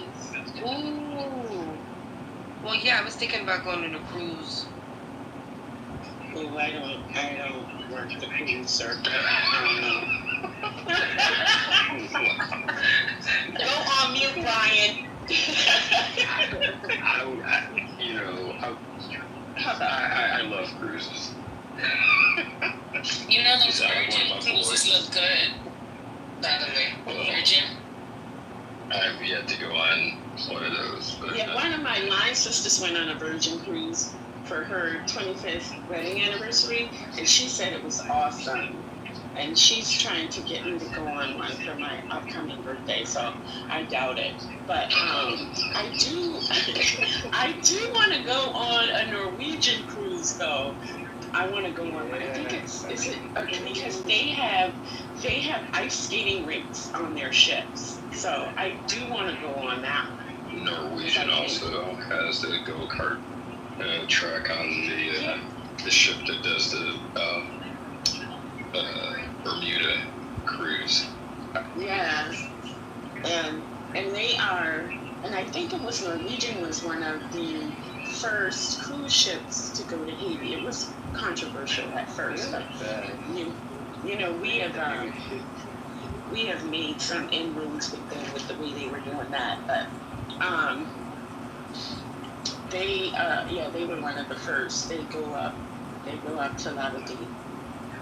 Can I give my personal opinion with the Haiti situation? I think what the United States did to Haiti was disgusting. What time, especially when it so many incidents when it kind of took it over and owned its central banking system, when it put a dictator, when it propped up a dictator, like the United States literally. Which time? I'm not good with dates. Oh, okay. Go ahead. Which it was, but I'm not good with dates. But I think Haiti is. Sorry, my service is bad.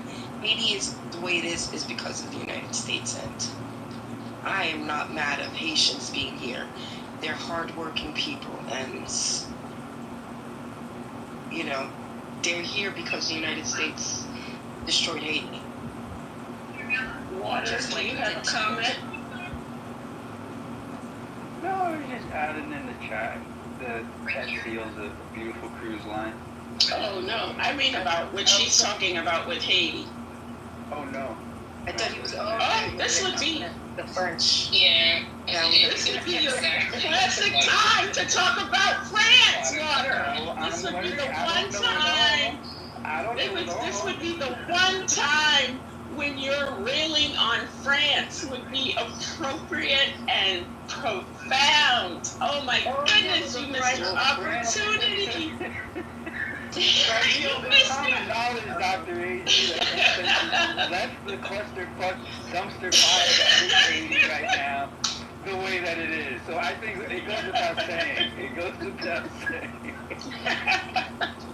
Oh my goodness. Shout out to y'all. Oh Lord. That is so funny. Oh God. Oh, so for the people who don't know, when Haiti liberated themselves from the French, right? Everybody knows that. Well, so in 1802 there was the Haitian Revolution, and the Haitians basically beat the shit out of the French and told them, "We got to be free, get out of our country." And Napoleon was engaged. Is that Napoleon? I hope I'm not making this up. let me take all that back. So the French were engaged in wars in other places too, and so they were losing to the Haitians pretty badly, and so they needed money. So they did the Louisiana Purchase. They sold the Louisiana Territory to the U.S. so that they could get money to fight the revolution. They ended up being defeated anyway. Shout out Henri Christophe. They ended up being defeated. And so Haiti got their liberation, right? So a few decades later, the French decided that, oh, so y'all want to be free? Y'all owe us for your freedom. And they exacted a tax on Haiti. They demanded that Haiti pay them money to be free, which in today's, I think they say it comes to like, what was it like? It was like $357 million or something dollars they had to pay. But what that meant was they bankrupted the country. By the time Haiti paid the debt, which was well into the 20th century, they were bankrupted. So they financially destabilized the country because Haiti was one of the wealthier colonies because of sugar. And so that started it. And then the U.S. did an invasion in 1934. They did an invasion in 1939. They supported the Duvalier regime. Then in the late 80s and 90s, they intervened again with Aristide. So France set it off with their extortion of the liberation tax.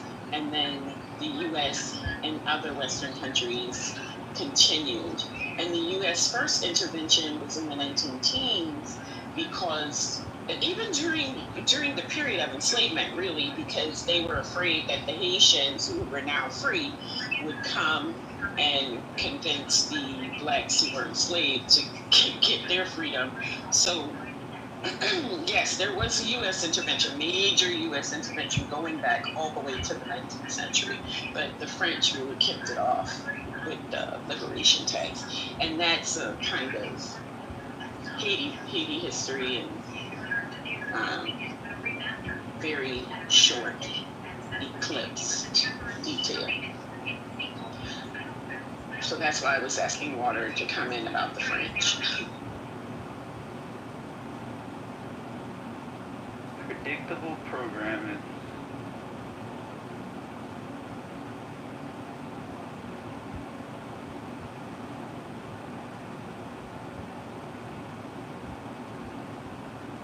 Yeah, I do not see France's regime lasting much longer. And I wonder, it feels like the house of cards is toppling in order. France, America, Israel, or France, Israel, America, however you want to put it. But it feels like there's like the unholy trinity right now in terms of policy. Yeah, I overstated. I just looked at my notes. It was like 150 million, which would be like 30 billion today. Yeah. Hey, all because they can't figure out how to own their own money or just be humble or a good team player or a good neighbor. I don't even know how to put it. But shout out to the resistance.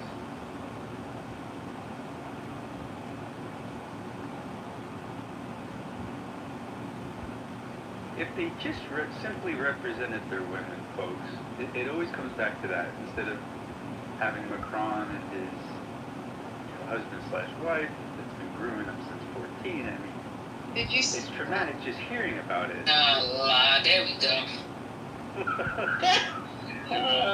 Here we fucking go. I'm gonna tell you what We have awakened the sleeping giant. I'm sorry. Good morning, Sue. Good morning. Dr. AG, the way you queued it up for him, you didn't take it, and then it's just like, you cannot make this up, man. I gotta say what no one else will. That's the only way I'm gonna sleep tonight. I gotta say what hasn't been said yet. Oh, come on, Water. We know you don't sleep.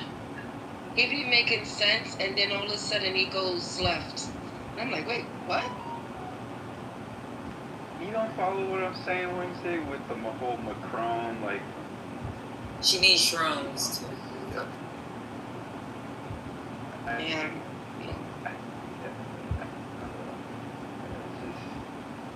They did not do the Olympics. I'm just going to say that. They did not...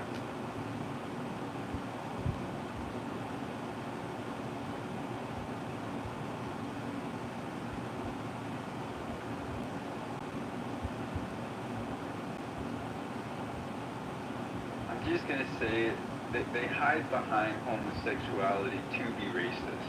And that's what fucking infuriates me. And that's why they suppress their women out of government through trends, fads, I don't know what the hell to call it, you know, like just fascism.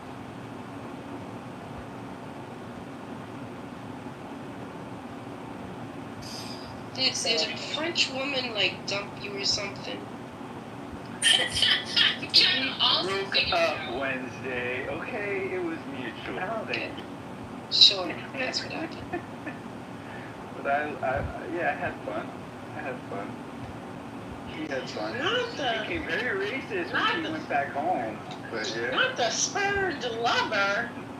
I think so. Not the spurned lover. Now you're turning on the whole country. Yeah, you sound like those people.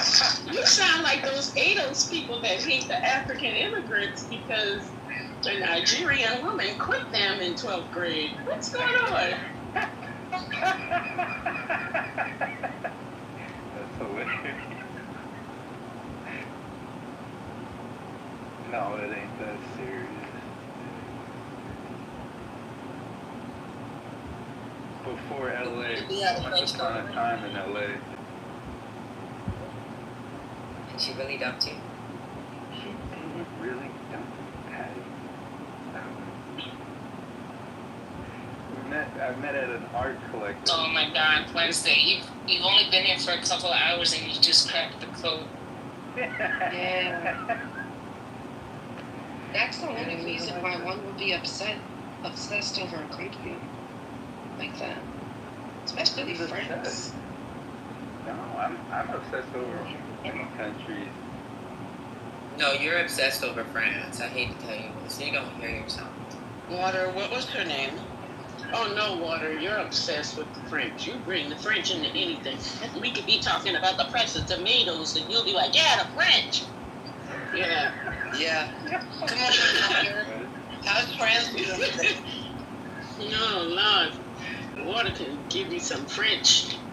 He can tell you all about the French hostilities. Maybe that's how I got, because I always... That's how you got radicalized. Maybe. Yeah, you were radicalized. You know what's wild is, like, it wasn't just her, it was her friends. She was really sweet, Marine and Naime. They came, we were singing in the arts, you know, the fashion district that they've been doing the ice raids in LA. So there was this art collective, y'all. It was called the Think Tank. I don't know if anybody's familiar with it. It had a really cool run. They partitioned a bunch of little, like, they constructed a bunch of rooms for people to stay in. They had a lot of immigrants come and stay. Students, non-students. And what happened was the fire department came, though, and everything was up to code. But honestly, like, they evict them and got them all out of there. And I feel like they were setting it up for the fires and shit. But, oh, Lord. Yeah, I can't stop thinking about that, though. I can't stop. Oh, Lord. Because it was such a special thing. We had group acts. It felt like New York. I think maybe she was your first love.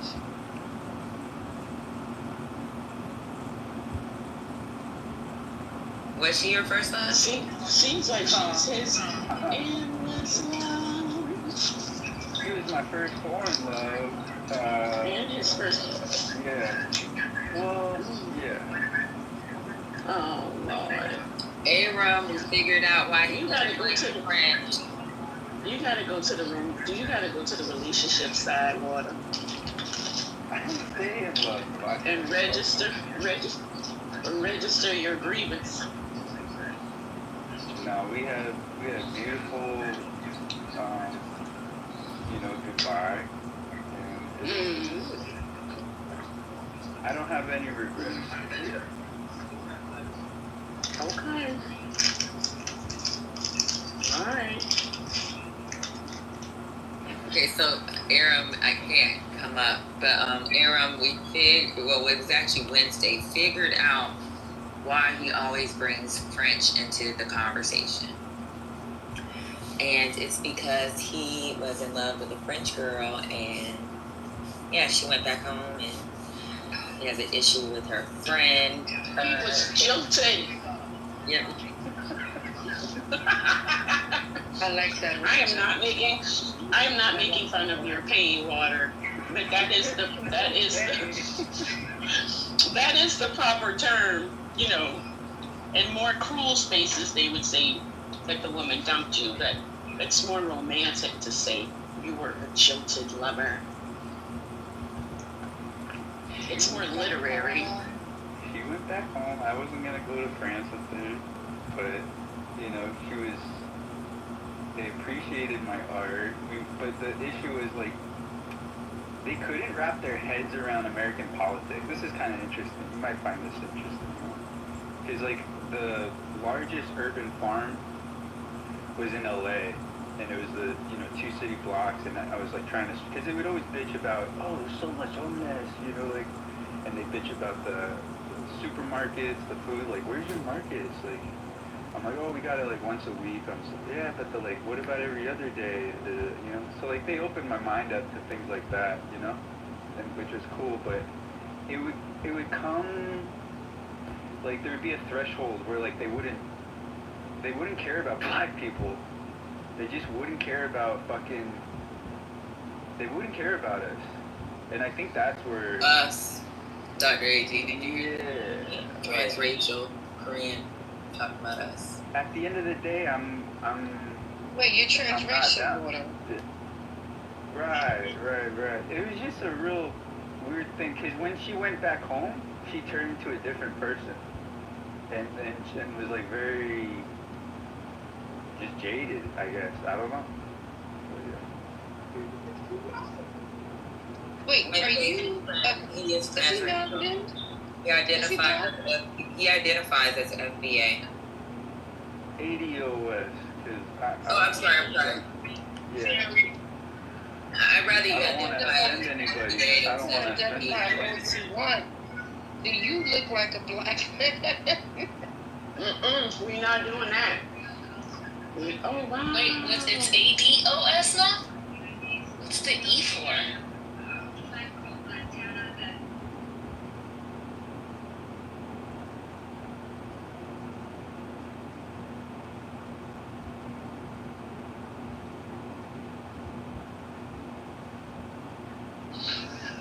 Yeah, these international relationships are very interesting.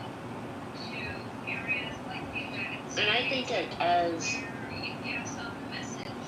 as Americans, our sense of our politic is very myopic in some ways. We only see it from the inside. And when you engage with people who grew up in other systems, and not just in a casual way, but when you work with people, or you have when you have really intimate relationships with people, and I don't just mean intimate in the romantic sense. I mean intimate where you are invested in the person in some way, as a friend, as a colleague, or partner, whatever the range of that. You gain a kind of perspective. You gain a perspective that you don't naturally get just by existing within a system. And it works both ways. They become also enlightened to how their systems work as well. Yeah, I'm a big fan of cultural exchange. I think it makes for better citizens. I will say this. I'm not promoting passport bros. I'm not promoting that. 'Cause that's a whole other level. That's like some other stuff. That's some fetishization and exoticization shit. I'm not with that. I'm talking about sort of organically evolving. Yeah, like good platonic friendships and exchanging cultures and ideologies and stuff. Yeah, not just tourism, sex tourism. Right, not just going to a country and fetishizing the women and thinking these women are a certain way because you can't get a woman in the States. Right, or easily manipulated, right? Exactly. I wanted to mention before we move on real quick, because that wasn't difficult to talk about, but I have a confession to say that's kind of difficult to talk about with this. During this time, the way I met her was, I was asleep on a couch, like stoned, like drunk, whatever. Shocking! You stoned? I can't believe it. Especially as a kid in my 20s, right? So no! My head was kicked back, and I was like always going hard and shit back then. So like, unless it was a dope time, like I'd probably be crashing out, like just as a protest. This is boring. But anyways, they woke me up, and they're like, hey, go play this. Runson wants to play. I was in a band called Black Jesus and the Experimentalists with my best friend, Runson, and they're like, hey, like we're gonna go play a song. I'm like, oh, okay. So I was like always ready, even if I was dead ass asleep. So I get up, grab my guitar, and we go sit by this. You know, he sets us up, puts us in frame. He's a good photographer and all that. So we start playing. This shit goes viral, by the way, but he keeps it private. He's all like colonizing our shit. That really upset me. But song about homelessness. You know, ain't got no home, so I sleep standing up. No time to settle down. Anyways, we go out on the fire escape, just kicking it afterwards. You know, everybody was enjoying it and stuff. And then Naime and Marie come out. And then they had like some ex-dudes like kind of following them. They kind of went by the wayside. So anyways, I'm thinking to myself, oh, okay, me and Runson met some French girl. This is really cool.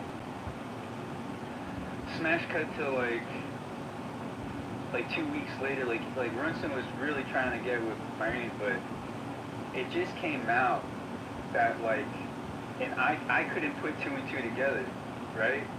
Like I couldn't put two and two. You know what? I'm sorry. I'm not gonna dramatize your story. Go ahead, Juan. Continue. I appreciate it. No, you're keeping it interesting because I'm going serious. But it just hurt. He saw through the bullshit that I did, that they were racist. And like I was just thinking, I was like, oh, you know, they just need to, you know, they're from France, they just need to warm up. No, it was none of that. It was none of that. And looking back, I see that. And looking back, I see that. But in the time we ended up breaking up. We ended up breaking up the band because of this. And he said to me, he was like, because I missed a rehearsal. And he's like, oh, you're in love. Like, I'm not in love. Like, I'm just having a good time. Like, we're just good friends and everything. But yeah, it was really fucked. It was a really teachable moment. This is a quintessential. Now I'm being serious, right? Because this is like a quintessential rock and roll story. Where, do you know, like you, I mean, I can estimate, but there are so many stories in music history about bands breaking up because one of the bandmates gets into a relationship. And sometimes it's like they have a dispute. Yeah, they have a dispute over the same woman, but more often than not, it's that the relationship distracts the person, like, from the band. That's kind of what the bandmates' assessment is. Like, you're so involved with this person, you're not dedicated to the band. Because if you want to make it, you know, you like the ban has to be your 24-hour like thing. The ban in drugs, you have to be committed. So in the history of sort of our rock and roll industry, all those big bands, especially all those major bands, especially like from the 60s to the 80s, there's some story about how a woman like broke up the band or caused conflict in the band. Yeah. That's like a very quintessential music story. Yeah. Still this. Like Yoko.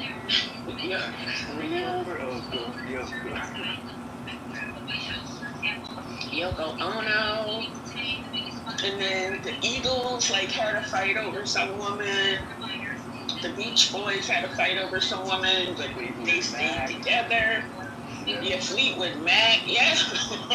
Like, yeah, that's like a thing. I really think you should write that. You should make that like a story. The song is what it is. Oh yeah, make it a song. Yeah. I'm waiting for the Tubi movie.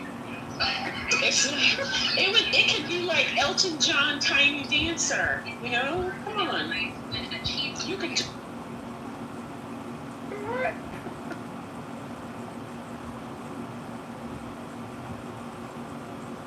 Do you know that song, Tiny Dancer?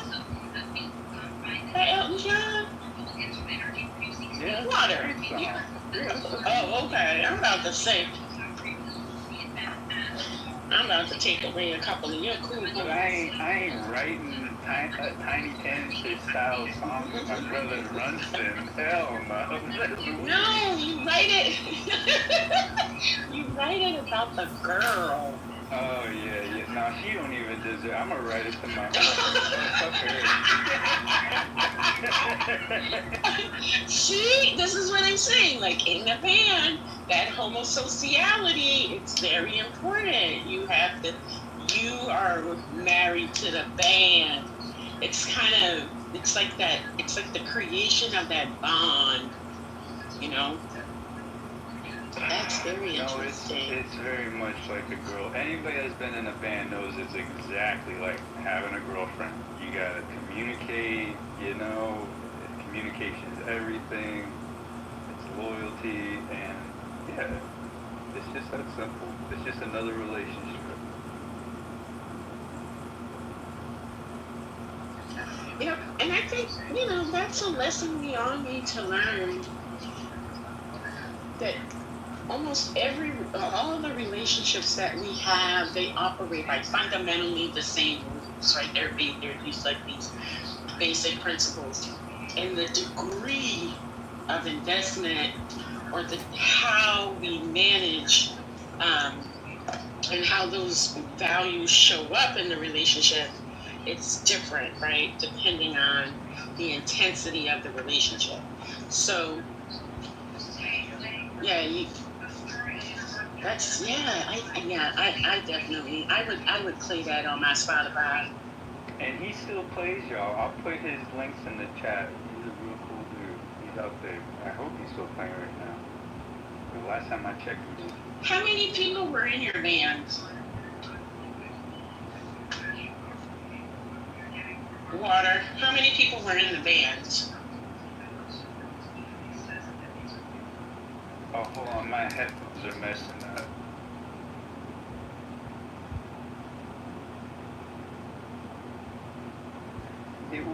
Breaking news. A verdict has been reached in the Sean Diddy Combs trial. They gonna say it today? Yep, everybody's standing outside the courthouse right now. Okay. Damn, they just got there like an hour ago. Yeah, you got the breaking news. Maybe they just needed a good sleep. Come in fresh.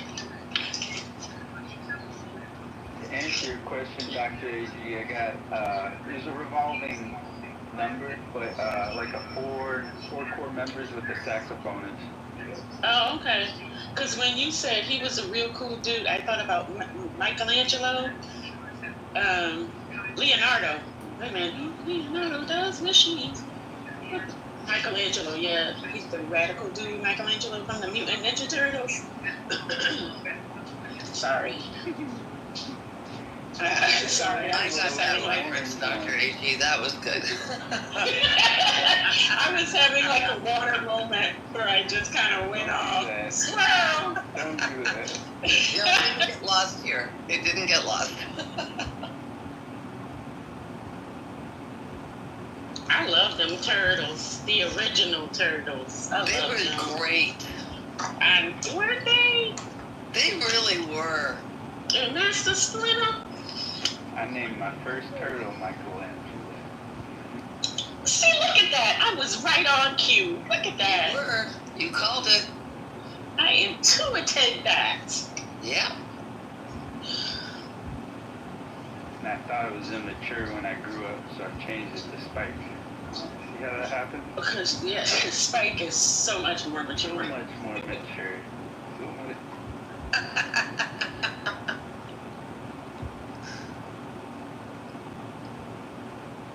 So, can I ask you guys, do they have any barricades or anything around the courthouse right now? Yeah, they have barricades in the front. What channel are you guys watching this on? I'm watching just Law and Crime. They've been on since 8 in the morning, so I just been watching that live feed, but I'm sure it's in every channel right now since the breaking news just came in. But once again, I just hear again that there's a note, and yes, the note can be the rest of the verdict, but it can also be them asking questions. They just got there. The note was them telling the judge that they had reached a verdict. That's what Okay. Yeah. Okay. All right, so we're watching. They're waiting for the remainder of the defense team to make it to the courthouse. Okay. That's what they're waiting on. And so once all the defense lawyers get to the courthouse, they'll read the verdict.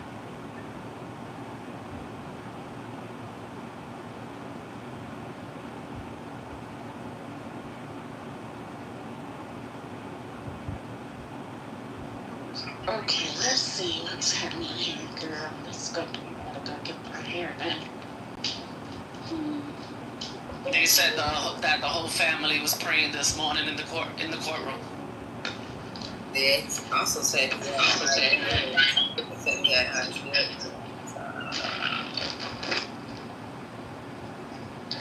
Yeah. I am the worst. Dumbo needs to be a person. There are moments when I need my dog to be a person so he can help me find things like my earphones. He's not very helpful in that regard. Probably too So I was gonna say, I need to look under that bed because he may have gone under that bed and was chipping out my headphones under them. You pissed me off. I gotta have a dog like mine in my head. That's the one place I didn't look. Morning. Yeah, it's not under here. You got that animal under here. I was looking for this squirrel. Y'all know they reached a verdict, right? Oh, I'm waiting. Yeah, I see. Right up there with my navel gazing. No. There's nothing you would do. I could care less All for the this major dude. news networks are streaming this verdict on Brian. YouTube. Are you serious? Thank you for saying you could. Yeah, Brian. And not you couldn't. Oh. We're back to that. We had a short, interlude discussion of grammar yesterday. I just, my grammar, it's just ingrained in me, grammar, and one of the things that Dr. A.G. and I, is it ready? Y'all discussed that yesterday because we had a discussion in the room about that. No, that's what I was referring to. Yeah, that's what I was referring to, because, I don't speak out a lot, but my grandfather was an English teacher and an English professor, and 3 credits shy of getting his doctorate before he passed away, and it was bad enough for me when I moved up north. I had my southern accent. I was already getting teased about that. Then if I had improper grammar on top of it, oof. So, yeah. Irregardless. No, I'm joking. That's the word that makes me the craziest. It's irregardless. It makes me cringe. Man, it's like nails on a chalkboard when someone says irregardless. Oh. I agree. Yeah, so they don't have barricades directly in the front, but it's just they have them on the side where the family's coming in and out from. Is there anywhere, well, not that I'm going to pull it up, but live stream, or will you guys be able to put this in? Oh, she got a call. Well, everybody's live streaming it, all the news channels. Yes, man. TMZ even live streaming. This shit is crazy. Yeah, I'm curious whether I'm not downplaying his acts. I think he's guilty. He's triply guilty and should be tossed under prison, because there is a difference. But that shit ain't gonna impact my life. What's going on in our political structure, that does. But this ass clown, who I'm not calling Diddy, your mama named you Sean, I'm gonna call you Sean. Your bunkmate may call you Diddy. Or not the bunkmate. Take that. It's on NBC News right now. They're covering it on national news now. Everyone, ABC, Fox, NBC, TMZ, wake it up. Why are they obsessive? It's crazy. Well, I think some of this could be also the backlash that might occur as a result of this verdict. Could be a possibility that they're preparing for. I don't know. Sue, but think about it. They had to pay people to wear free Diddy things. Like, there is no effort. There is no upheaval. You know what I mean? I'm not arguing with you there. I'm just thinking from their perspective on what they're thinking. And maybe not just in New York. I'm just taking it into consideration in light of the current situation all over the country. I agree. I just think they overestimated the investment, the American investment, emotional investment in this case. Because Mark apparently shaking his head a little and looking down. The defense attorneys were standing at that moment and the prosecutors were sitting. I don't think that means anything here nor there. But criminal defense attorney Donna Rotunnel's with us. And Donna, good day to you. Just that point that Paul was making there about that video in the hotel room in 2016.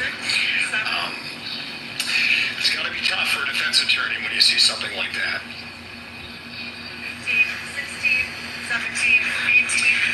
Oh, gotcha. Donna, if you're with us, go ahead and chime in here. Otherwise, we'll continue our conversation with Paul Morrow. I'm back downtown to CB Cotton. What about that video, CB, and the attorneys and the analysts you've talked to about how much that could injure Diddy's case as we await this verdict?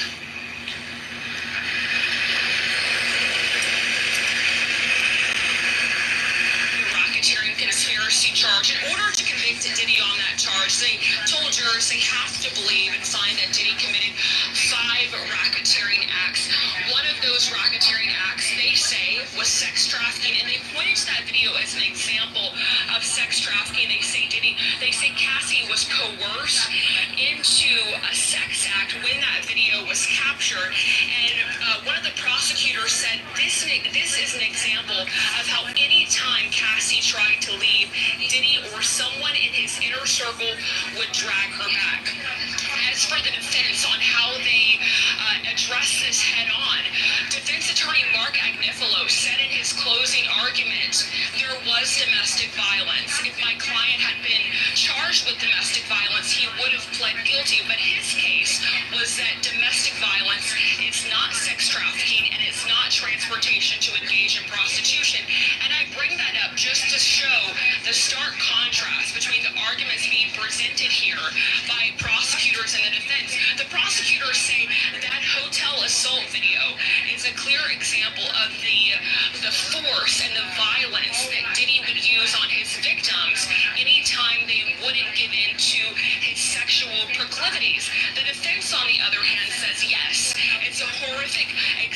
domestic violence, but it's not sex trafficking. And Bill, I can tell you the mood out here right now. Everybody is anxious.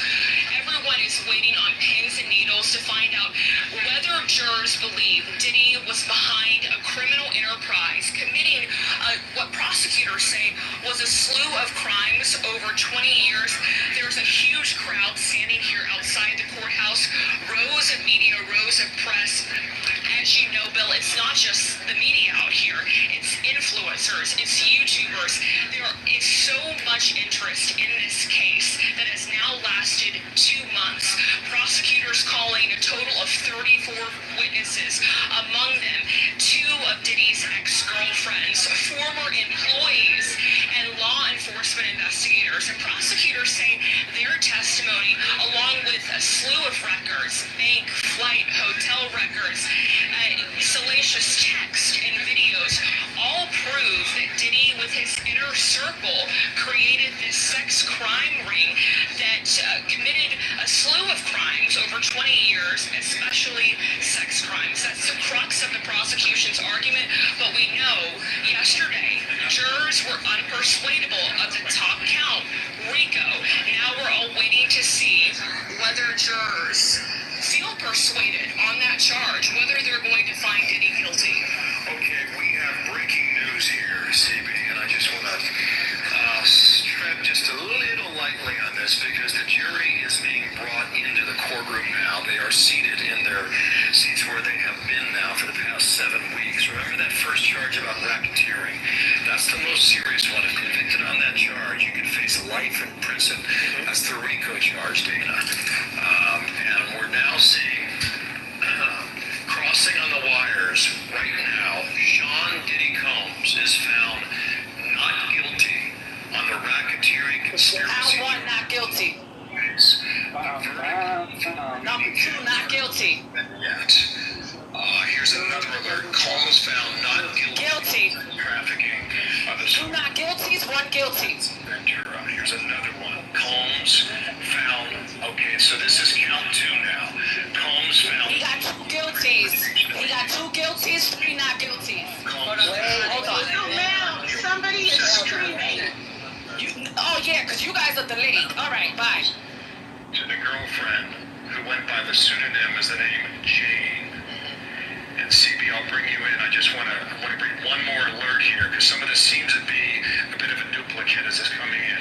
Combs found guilty of transportation to engage in prostitution with the former girlfriend who I just mentioned as Jane. So those are 5 quick alerts that just came up on the Reuters wire, and we're waiting more from inside the courtroom as we speak. Does that line up, CB, with what you have down there in court? Can somebody repeat? So what I'm looking at, count 1 through 5. Oh, goodness. Let me see if I can rewind it because this isn't live feed. Yep, I can. Here we go. Now, Combs found guilty of transportation to engage in prostitution. On that charge, you can face RICO. Now we're all waiting to see whether jurors feel persuaded on that charge, whether they're going to find Diddy guilty. Okay, we have breaking news here, CB, and I just want to tread just a little lightly on this because the jury is being brought into the courtroom now. They are seated in their seats where they have been now for the past 7 weeks. Remember that first charge about racketeering? That's the most serious one. If convicted on that charge, you could face life in prison. That's the RICO charge, Dana. And we're now seeing crossing on the wires right now. Sean Diddy Combs is found not guilty on the racketeering conspiracy charge in this federal case. The verdict on the 4 remaining counts are not read yet. Here's another alert. Combs found not guilty in the sex trafficking of his former girlfriend, Cassie Ventura. Here's another one. Combs found, okay, so this is count 2 now. Combs found guilty of transportation to engage in prostitution. Combs found not guilty of sex trafficking. And that applies to the girlfriend who went by the pseudonym as the name Jane. And CB, I'll bring you in. I want to read one more alert here because some of this seems to be a bit of a duplicate as it's coming in. Combs found guilty of transportation to engage in prostitution with a former girlfriend, who I just mentioned as Jane. So those are 5 quick alerts that just came up on the Reuters wire, and we're waiting more from inside the courtroom as we speak. Does that line up, CP, with what you have down there in court? Okay, Okay. This is very interesting. and how much time does he get? Kind of divide. One is a max of 10, one is a max of 15. Well, wait a minute. It's 2 guilty to engage in prostitution. Aren't those the same charges for one for each person? Yeah, they're one for each person. It's the same charge, but the So count. don't they carry the same time? Yeah, they do. No. It's two. Wait. The prostitution charge is a charge, and wait, what? I'm sorry. No, so both of the guilties for Cassie and Jane are transportation for the purpose of prostitution. So those are 10 or 15. Let me look at it now. And remember, that's a max time they can give, but they can also give less than that. And the judge But the judge sentences, can't right? go under a certain minimum. Joe just put in the chat is up to 10. The judge sentences in New York. They don't do jury sentencing in New York, right? Federal court. Yeah, it's a judge. So question, can they give 10 for both situations, or they can give 10 and 10, 10 plus 10? That would be my question. What do you mean? So there's 2 different, one is for Cassie, one is for Jane, right? So are they giving... They're two different counts, so they each carry their own. Yeah, but it's up to the judge. He can make it. Right. He can make them concurrent, or he can make them sequential. Right, but He each can make one. them concurrent. Right, Dr. Gaddis, but I think she's asking, is it because it's charge number 3, is it a total of 10, or is it 10 for each person? And I No, think it has to be for each person. right, that's what she's asking. So it's 10 and 10 now. Okay. I think this was the outcome